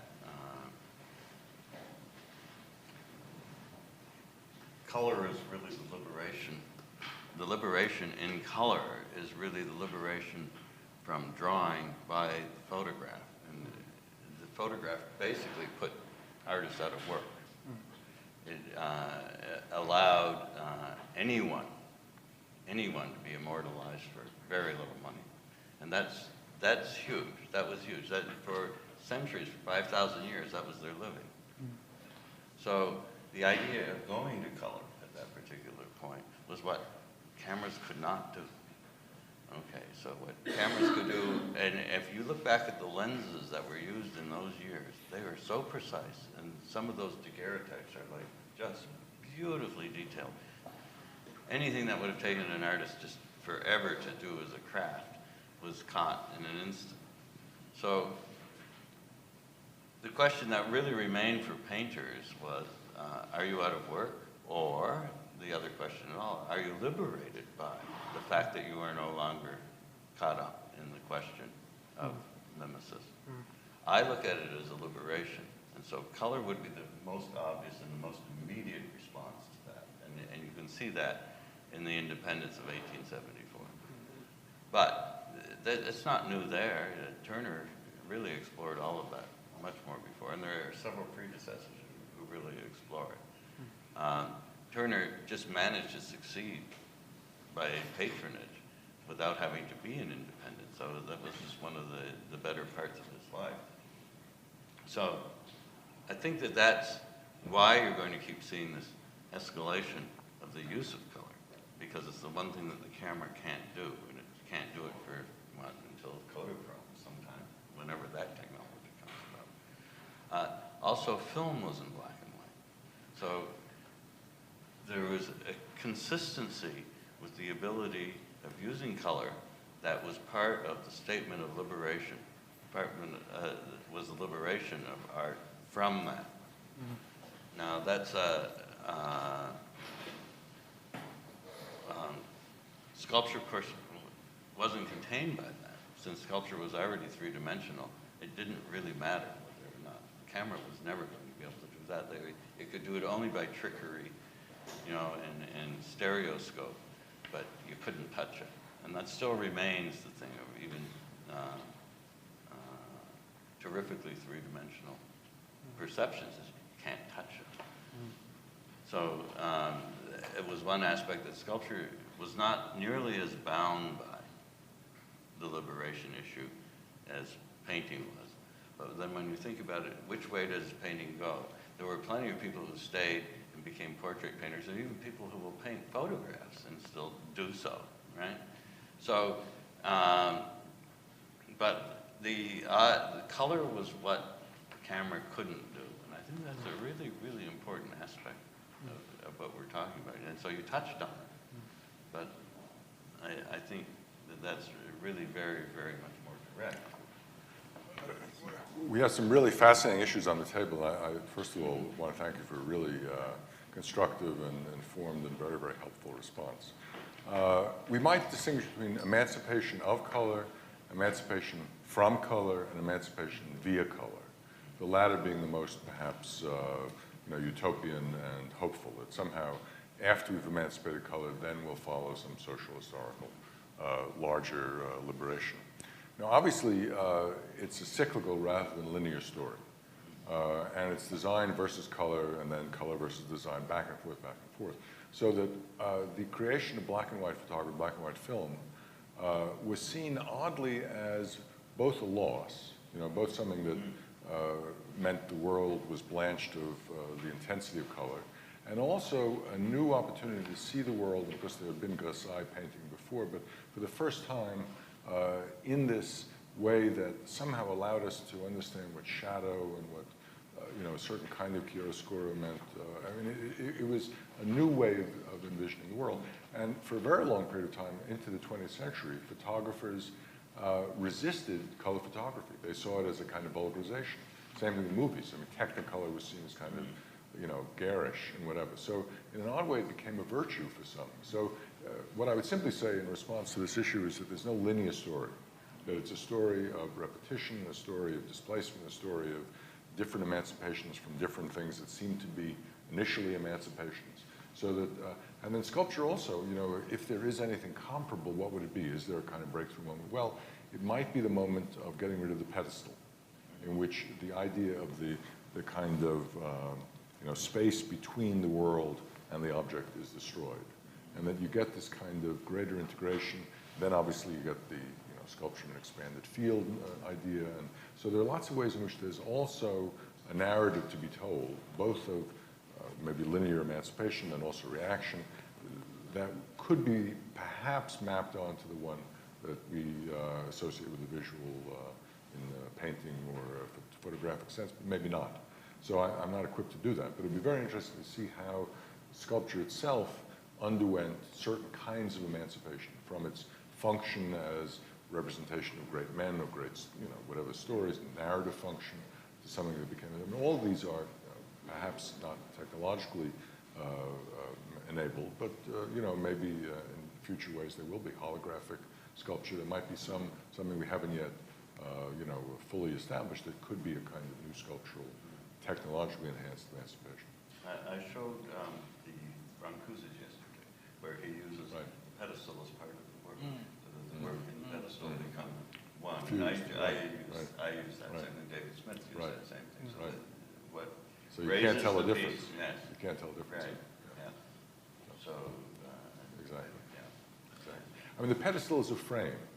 And, the issue of the air gun, the kind of work surrounded by the power air gun, the frame, which Derrida in particular has talked about, is fascinating. And is there a way in which the work and the power air gun are absolutely separated, that the kind of power air gun is a boundary, or is it porous? Oh, can I say something? And so it sort of bleeds into the real world rather than being separate from it. Now I have a story then. I also showed the Burgers of Calais. Rodin wanted it without a pedestal. He wanted it right to the ground, and he designed it right to the ground. But they put it. He was percentage. Right. That was like one of the destructive things of selling that piece. So Well, there is... he really meant to have no pedestal. There is also a metaphoric use of the parergon. That is to say, it's not only the physical, say, frame around the painting or the pedestal, but also the institution of art which creates the object as if it were separate from the world. And a great deal of, at least avant-garde, if not modernist art, tries to break through that, and certainly postmodernist art, to create a greater continuity between objects and external reality, rather than have it within the aesthetic frame.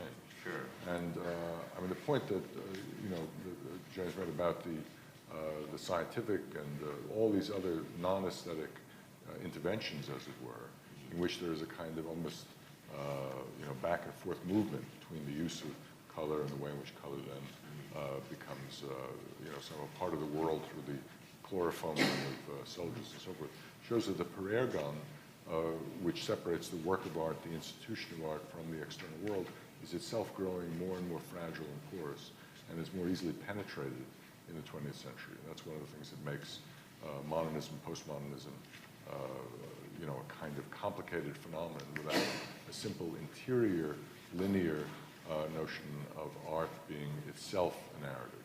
That narrative is always already imbricated with other narratives that are external to it, scientific or political or military, God knows what. Hold on before you. That again. Those are fighting words. I need to adjust the Yeah, mic. those are fighting words. I'm not sure. Well, But one thing that is certain is that when you frame it and when you put it on the pedestal, it becomes monumental. well, That's a sure, very, sure, that's but that's sure, where it belongs, sure, right? Yeah, and the removal of the monumentality is really, right. Well, that's is one of the most another great critical issue. parts of this, Right, yeah. exactly. Jay wants to respond. Yeah. Oh, sorry, yes. Okay. Just two very brief reflections. The first is, it'd be interesting to see what you would make, James, of the experiments in color photography in wartime done by the team around Albert Kahn, which are not exactly color photography. They're mixtures of red, blue, and green on the basis of the new dyes to provide color photography of the First World War and the trenches in color. And indeed of the home front in color, and not only the home front, all kinds of parts of the world in color. So there is something happening, experiments happening within the world of photography and film, which are linked to the same kind of chemical developments that you're talking about, and I think are important. The second is, I wanted to return to something about sculpture in the Blaue Reiter. It's all over the Blaue Reiter, sculpture, but not contemporary. There's Russian folk art. There's Cameroon's Mexican and New Caledonian figures. There is classical... I dismissed that. Sorry, yesterday I dismissed it. I dismissed it. That's terrible stuff. No, but that doesn't mean it isn't there. It means you don't like it. No, I mean it isn't there. I mean it isn't there. When something is that bad, it's simply not there. Sorry, it's not there. No, but there is something here which I think might be worth dealing with. And that is not necessarily... Vacuousness, by the way, means not there. Sorry. No, vacuousness is something that has no value. It's just something. But I think the fundamental point goes back to what Peter Clark was saying. And this is really an imperial world digest. Cameroons, Mexico, New Caledonia. This is not a European subject, solely speaking. In classical reliefs, the one thing that's missing, I think, except for Paul Gauguin's wood relief, is contemporary sculpture. Yes, of course. That I would agree with you. But the interesting question is why the remoteness? Why take sculpture and make it either this, there's a beautiful sculpture of the Foolish Virgin in the 13th century. For instance, there's this, these African masks. There's a dance mask, etc., which are entirely sculpture in their quality. Why was it that the Blaue Reiter people displaced either in time or in space to the remote, to the external, a consideration and literally a representation of sculptural forms in this almanac? I don't know the answer to it for their blindness. And in some ways you'd be surprised, Jeffrey, I'm almost agreeing with you. But almost means we have to look at the document to see what it was that they included. And they included an awful lot of material material from imperial sources, leading me to my final question. When is the moment when we actually use the word color for race? Because, you know, if you talk about emancipation from color, we talk about Martin Luther King, or God, but that's an entirely different grammar, an entirely different set of, and I'm not sure, because I know the word race meant nation, at least until the First World War, but when does the word color mean skin pigment? When is the concept of color one that we have to associate with, again, the imperial problem, that it's the white race is dominating every race? And I don't know the answer to that, but it's a question about the word that seems to me to be built into the document, as we see so many Polynesian and Mexican and so on work by people of color included in the Blaue Reiter as such, but they are almost introduced as as I said, a remote, distantiated form of sculpture. But your point is absolutely valid. The contemporary experimentation is not here. What is allowed seems to be culture of a certain kind of folkloric Idol kind. worship. Idol worship. Something Idol of that worship. order. No, Yeah. no, no, no. So no. This is the attack. This is the attack by the Reformation and the Counter-Reformation. So if you're going to go primitive, you're going to go back to idol worship, and you know that it's an insult by just putting it in, and it's done on purpose. It's very, very direct. I don't read the Blaue Reiter that way. I see the admiration of that color. No, you got to turn this thing over to two different parts, right? The first part is that it's idol worship. Who cares? That's the first question. Who cares? The second question is this imperial condescension? Yes. And when it becomes imperial condescension, which they are not aware of, this is one of the things that I don't think that they are aware of, then it becomes an insult. Okay, we're going to leave it there because I don't want too much crosstalk. A lot of crosstalk.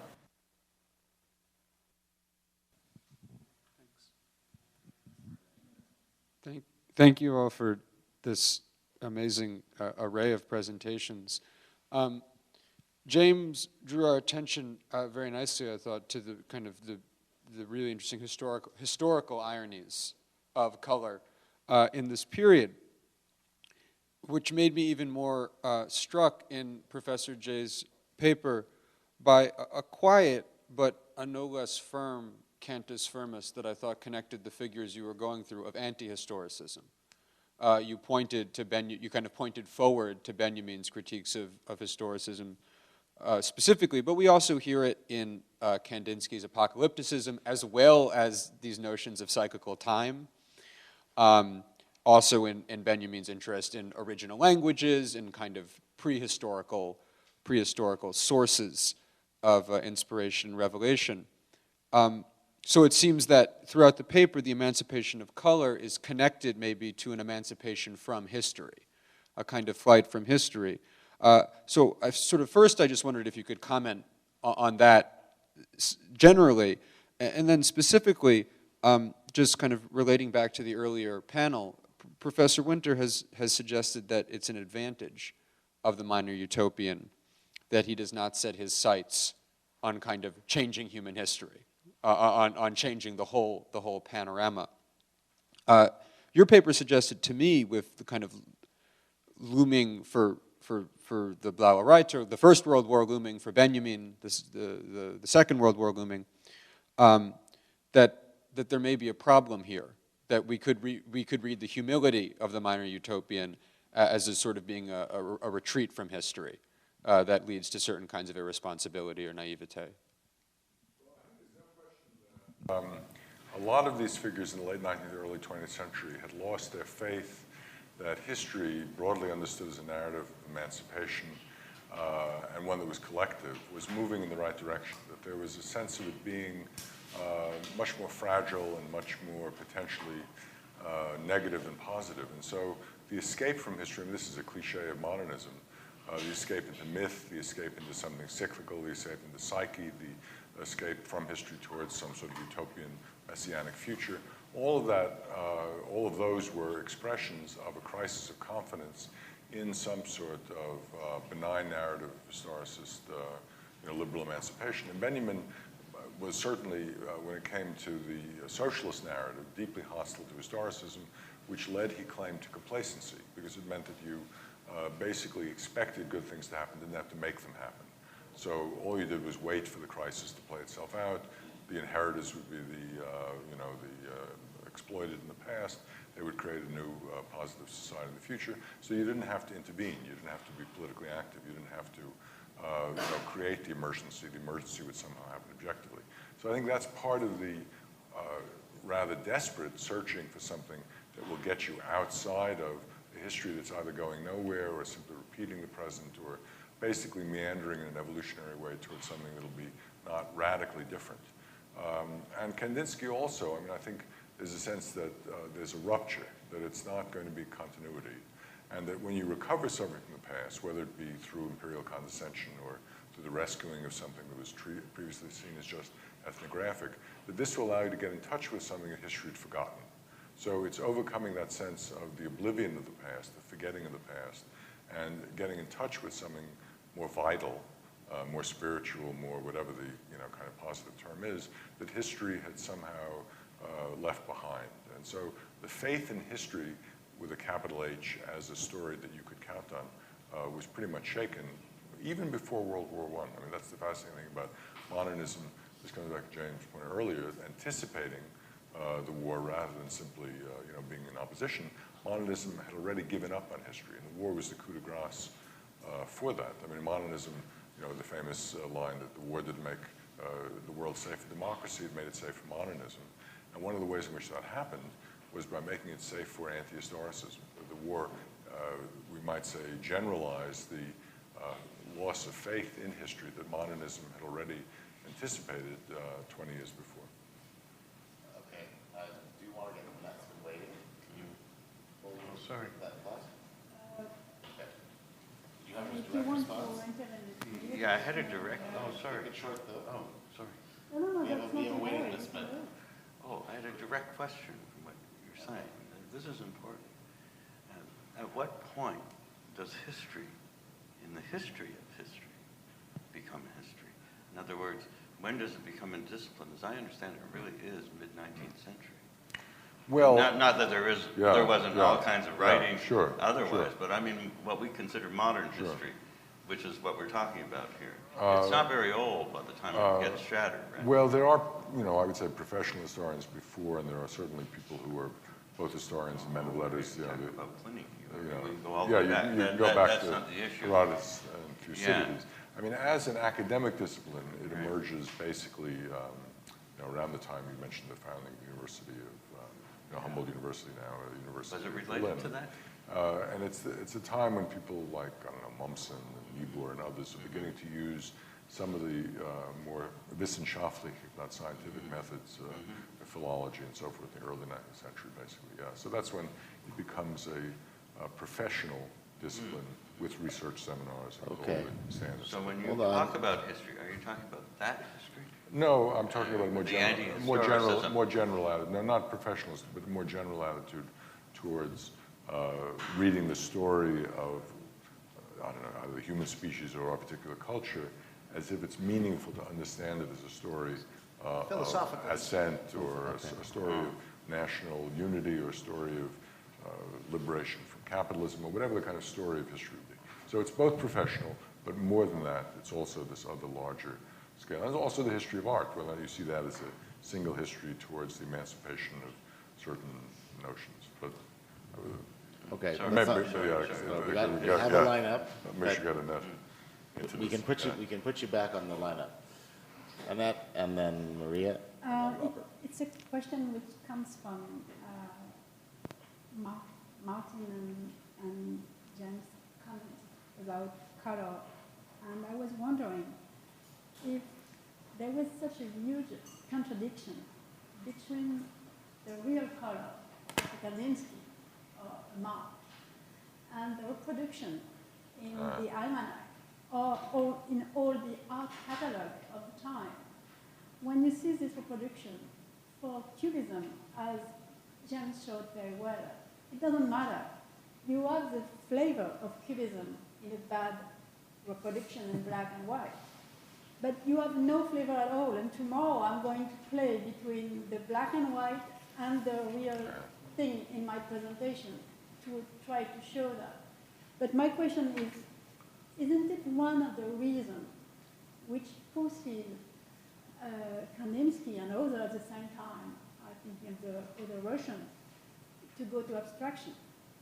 Because abstraction, even very colorful abstraction, you can see in a battle prediction in black and white. It's impossible to see when there are shapes that are realist. So it's just a question. And the comment will be just an answer to James. I recently wrote an article on gas and panthers, and I want to give you the conclusion of Balthus in his own memoirs. Do you know about it? No, go on. No. So Balthus says, I'm translating from French in front of you. My duty as a painter has been to try to save the color and to witness through the colors of the past. By example, the Italian painters. But I'm coming at a time when modern societies have been trained to kill by, it's too long, it's too complicated French to put it in my bad English. So the human societies have been perverting the color itself. The color don't exist anymore because our modern society I killed them. And it is this conclusion. I'm thinking about the yellow gas, mustard, which killed so many people in the trenches during the First World War. And I'm thinking also of the blue gas who killed the Jews of Europe in the camps. Mm. So it is a conclusion of his memoirs. It's great. We will, if there's a response. Well, you're absolutely right that the issues of reproduction, whether or not fidelity, either the reproduction of the natural world or reproduction of an image through printed process is always a challenge, and sometimes it's construed as a betrayal of what was really there. And we always have that sense also with scale and so forth, that something is lost unless you're actually in front of the actual object. But there are, of course, improvements, technological and otherwise, that allow dissemination of images through various kinds of techniques through the 19th and 20th century that make at least possible for an image repertoire to be shared by people who can't get to the Louvre or can't get to the Met or wherever the actual objects are. So, people recognize both the limits and also the opportunities produced by new reproductions. Okay. There's another Yeah. one, Yeah. and that is the Sistine Chapel ceiling, Right. when it was cleaned. Right. We've all got used to it seeing with Right. very, very smoky colors, Right. and that's what we talk about. Right. I think that when you're talking about Yeah. the non-color of Florence, Right. but when they cleaned the paintings after the flood Right. of Botticelli, and when they cleaned that ceiling, suddenly they just Yeah. became totally alive Yeah. with all of these colors that no one ever Yeah. assumed were part of the Renaissance. But when you look at them, you're not sure whether you Yeah, like them or not. it's a funny experience. Isn't that That's interesting? right. That's right. So when he's talking about the colors of the Renaissance, he's really talking about those smoky colors that we all live with, Yeah. until they cleaned them and realized that that wasn't the color of the Renaissance at all. It's very cool. All right, thank you. We'll go to Maria and then to... Well, thank you for everyone's comments. It's very stimulating. Very stimulating. I can't bear, as a biography of Joseph Karsh, I must say, who was obviously a black and white photographer, it's not just black and white. I was so glad that Martin used gradations, because we have to be very careful. Not just black and white. There are many shades within there. Red Indian, when was that? When you were looking for race and color? History, lecturing in Japan a few years ago. The Japanese do not have departments of history, and when Peter and I said we were historians, they laughed behind their hands. And we were put in art, in political science, but history doesn't exist in Japan, maybe for good reasons. Just the one question really addressing your paper, which I found very exciting. Did you look at Kandinsky's 1910 treatise, Punkt in Linie sur Flache? Does he say anything about, I haven't read it for years, does he say anything about color in that? I honestly don't know. I'd have to, go back to it to tell you. Yeah, because, it'd be worth I wouldn't be looking at surprised, since it's 1910 and right. the Spiritual and the Kunst is Right. written a year later. Yeah. It'd be interesting to find Yeah, out. if he probably anticipates rather than says something different. Don't know. Yeah. I just don't Yeah, know. good. Yeah, thanks. It's Robert, Ling, and then Rose, and we're looking for anyone else.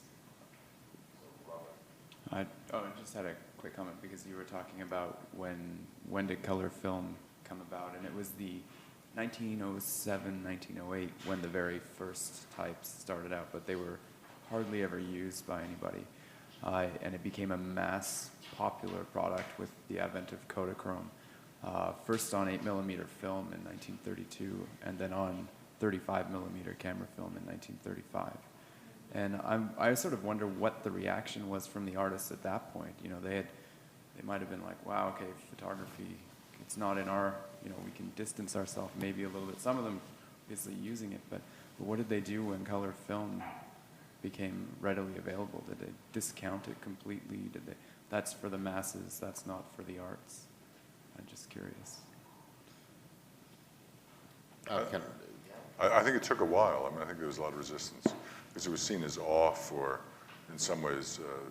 So I don't know when color photography really gained.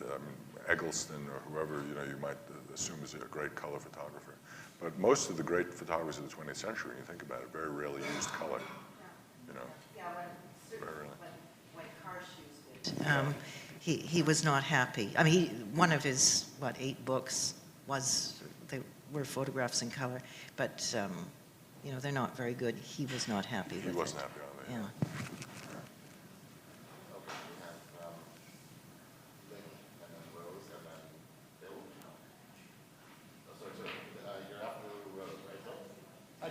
I did. Oh, yeah, all right. Glenn, you got the mic? I would like to respond to what James said about renunciation or elimination of art, of color, I'm sorry. And I would like to bring in 2 figures that are fundamental to my personal understanding of modern art, namely Mondrian and Wilhelm Wöhringer. And I would like to suggest perhaps very audaciously an alternative framework with which that we can understand modern art. And since I'm very insecure about my understanding of art history, please correct me if I'm wildly wrong. So starting with Mondrian, I think he had the evolution of his personal style of art underwent several very distinctive stages. So before he arrived in Paris, when he was in Netherlands, he was very much under the impressionistic influence. So he drew a lot of pointillistic landscapes and stuff. And when he got to Paris, my understanding is that he became a cubist. So he drew a lot of cubist paintings under the influence of Picasso and people of sorts. And after that, after First World War, he became very abstract. So he started using very linear forms and large empty spaces and very regular geometric forms. And that's where I think Wilhelm Wöhringer for me comes in here. I only read his really famous thesis, Abstraction and Empathy, before I came here because I know he had a fundamental influence on Kandinsky. And if I'm right, my understanding of his thesis was that, our own perception of beauty comes from how we relate to a specific piece of art.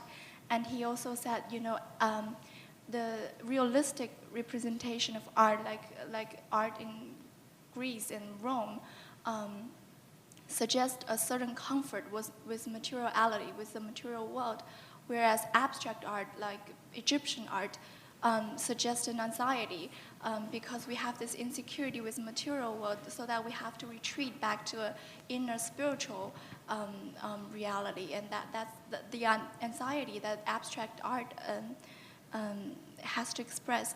And for me, that's how Mondrian made sense to me, because he himself admitted that, the lines are the flattest kind of element, geographic element you could find, because there's no depth to it, and because he totally eliminated color. That was his way of finding stability and security after the eruption of First World War. And that's what I want to suggest as the alternative framework to emancipation of color, and that is artists like Mondrian are scared after First World War. They're scared of the disruption, of the violence that has happened to their lives. And because of this, they retreat to the more basic and fundamental and surface kind of art, the kind of art that Mondrian started using. And so that would be my understanding of modern art. Instead of emancipation of color, as you mentioned, the evanescence, the vigor, the energy, they retreated to the easier and the more stable kind, the surface kind of art, because that provides them with a kind of security. And that is my understanding. As I was wondering, all the people who know so much more about art history than I do, what do you make of it? Thank you. Thank you so much. We had Maria desperately wanting to respond, and then I'm sure we'll have some responses from I think Mondrian did his vertical horizontal paintings first when he, the time he formed a Stiel group in 1917. So they were done during the war, which is interesting, not as a response. Well, maybe they were a response, but they were done during the war. And also the constructivists with Malevich and Tatlin, they had eliminated color from about 1914-15. So this was going on all over the place. But, it was really interesting that you brought that in, because it's important. I would just caution against any sort of exemplarity, that one artist represents modern art and one narrative leads in one.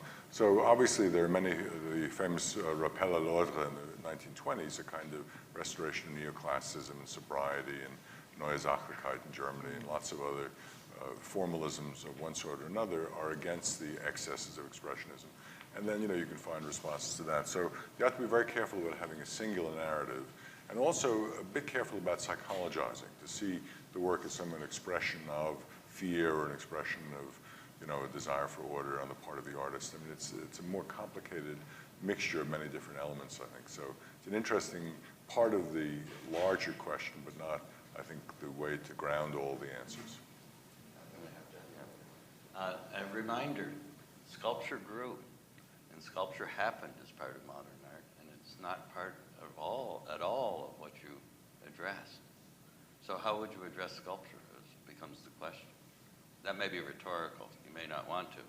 But in what you said is you followed the same prejudice that automatically goes with so many people, that when they refer to art or modern art, they're talking about, well, very often just specific painters, but as well, they're talking about painting.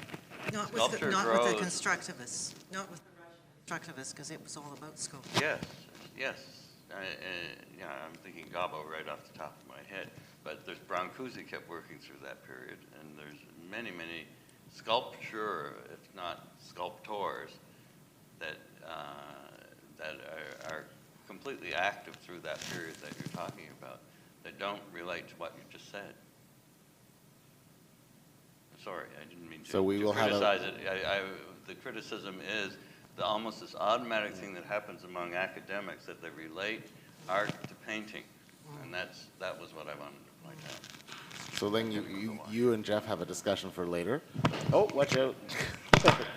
And we have James, and then we go back to Rose. Yes, there's a wonderful story about Mondrian by Ben Nicholson. Ben Nicholson went to visit him, I think, when he was working in Paris. And he went to his studio, and everything in the studio was white. Even there was a pot of plants that he painted white because he didn't like any other colours. And Nicholson recounted this one story that there was a tree, the branches of a tree hanging outside the window, and Mondrian actually got out onto the window ledge and chopped the branches down so he wouldn't have any green leaves overlooking the studio. But I think that's obviously, that's Mondrian, to extrapolate that too far is dangerous.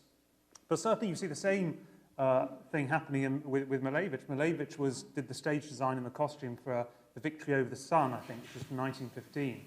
And in that performance, the sun, which is of course the origin of all colours, you know, no matter how you produce them, was taken down from the sky and put in a coffin and buried. And of course, just a few years later, he paints his, you know, white on white, his famous white on white, which is in New York. Same year. So for him, I suppose that, you know, the colour was associated with the decadence of the past, with the bourgeois decadence of the past, just like the sun. So then you'll have a few discussions. I see. We're going to go to Rose.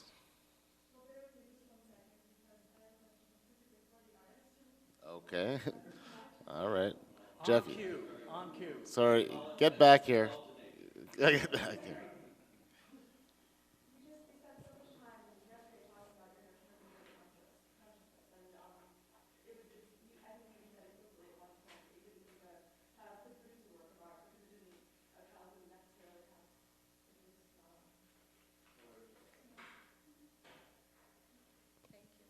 Thank you. That you didn't think that a child necessarily could because there wasn't the insight there. And this came up, you know, throughout Professor Jay's essay, and I think is not only related to Benjamin's understanding of color, but throughout his work we find a real emphasis of the importance of the child's interpretation, what comes in the first experience. And, you know, you'll never learn to walk twice, only the first time, and that first experience really formulates the rest of the interpretation. So there are these early moments before kind of we find ways to name things, and naming is seen as a real kind of limiting process. So but the child, before we learn that red is red, is able to see all of these nuances and similarities that are kind of lost by the later categorization, et cetera. So maturation in that interpretation is really a process of delimitation, and through the imposition of order, we lose all of the things that fall in between the categories that we're able to come up with. And so I personally find that notion of the intuitive first experience, the ability to see similarities, very powerful, and also kind of connected to the goal of this forum in general, which is to move past the processes of specialization within the academy that separate art and history, and trying to find the things that fall in the cracks of those processes of specialization as well. So do you see any use of those notions of first intuitiveness in your own process as an artist? No. Sorry. No. Those are all they're all very nice, but how often do you listen to Mozart as a 4-year-old? What did Mozart listen to when he was a 4-year-old? Yeah, right. Seriously.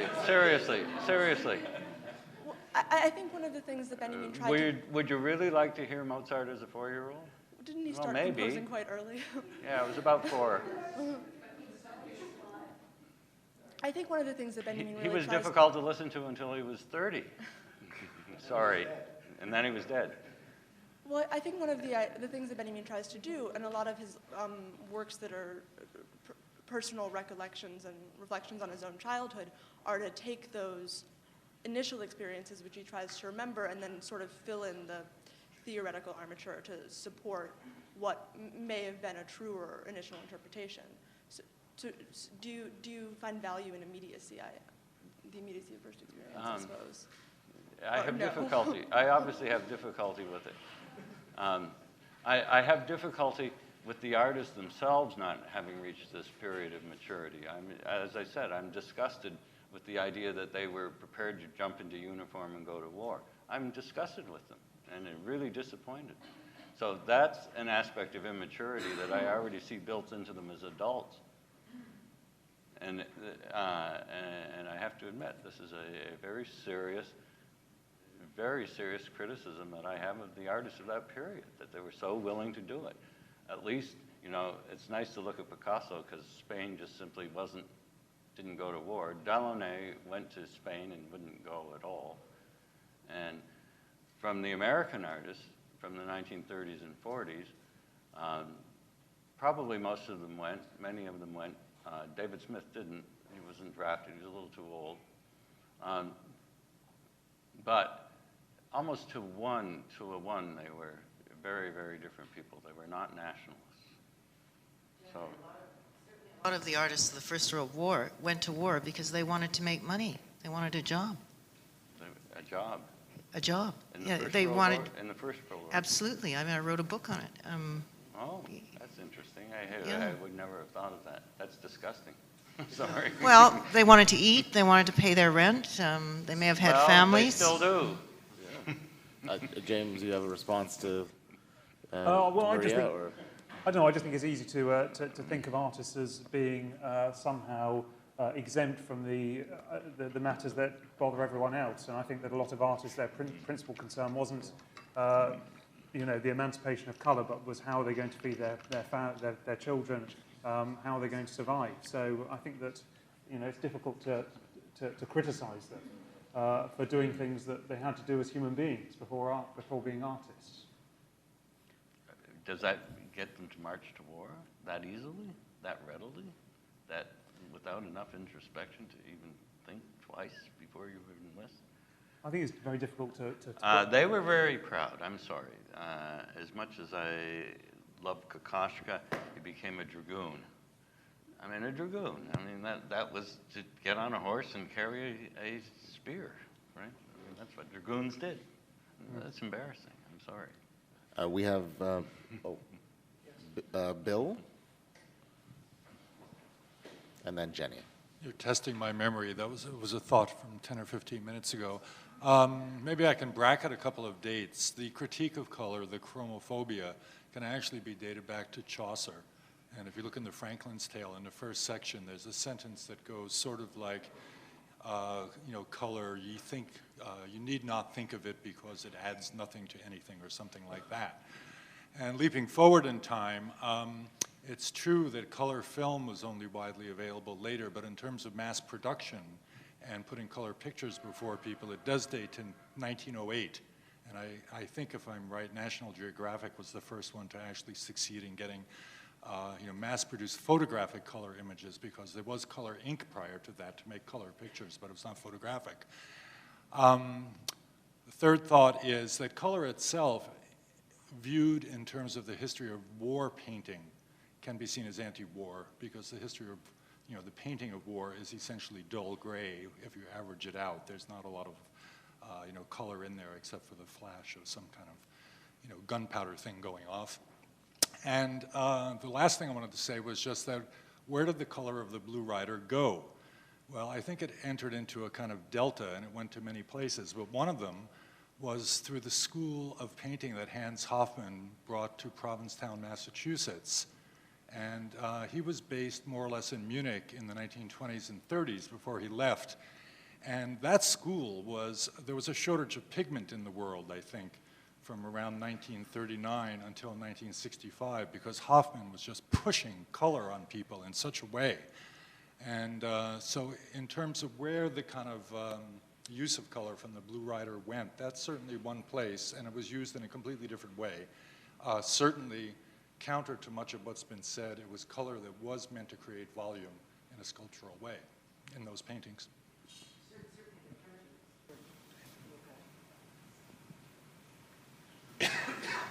I was thinking of Hoffman when the question went, where did it go? That's great that you raised it. Also, Albers. Who was one of Hoffman's students. And I think also we'd have to then, we talk about color field painting later, and there are lots of directions, but I think it's important to bring Hoffman and that kind of expressionism, or American version of it there into the story. It's three workshops from now. Yeah.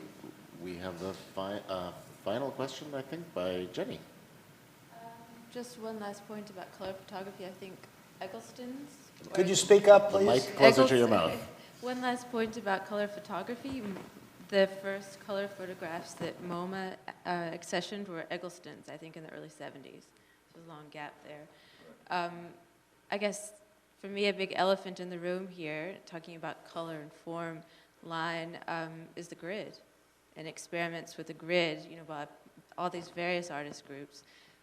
and in multimedia. So we Hold don't on, just can have you the go public- back a half a sentence? You said The grid. The elephant in the room is Who's the experiment- elephant? I the missed grid. him. Is The it- grid. The grid. Oh, the grid. Ah, good. Yes, yes. Just couldn't hear. So I don't know if Jeff, you would like to think maybe or speak to uses of the grid in your own work or thinking about the process. No. Well, just to kind of off the top of my head on the grid, I mean, of course, Roz Krauss is a very interesting essay in that. It's one of those things that people have written about a lot. It could be construed as form versus color, but first of all, it has an infinite quality, sort of, grids don't end, they kind of go off in different directions, so it doesn't have the contained wholeness of a lot of form. And also, it's surface rather than depth, basically. I mean, unless you could have some sort of three-dimensional grid. So it has that quality of flatness. But then with Mondrian, since Mondrian has been mentioned, Mondrian combined color and grids. So it's not as if color and grids are opposed. Just by chance, I was in Vancouver a couple days ago and saw the painting cum photograph. It's hard to know what it was, by Stan Douglas, that you may know, the one of this rock. And of course, there is a kind of grid, because it's so large, that's imposed on it. And I was with him, and I said, was that intentional? Is there a grid? And he said, no, it's just because the glass is so large and so heavy that they had to put little frames to contain it. So he didn't intend a grid. But you see a grid anyway, and so it has this quality of, in a way, putting, I suppose, a little distance between you and the image, because you see it through the cage of the grid. So grids have lots of different functions, and the question of color versus the grid, or color and the grid, would be interesting to pursue. Well, that is, I think that's a good place to end it, unless there's any other last-minute commentary. No, doesn't sound like there is. Thank you very much. We're going to have lunch. Thank you for having this late lunch. I know it's been a big stretch, and we've all listened intensely and contributed. So let's give a round of applause.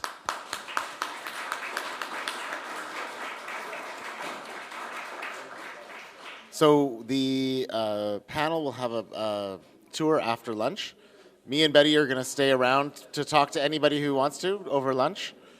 And anybody who wants to walk around the park is welcome to do so as well.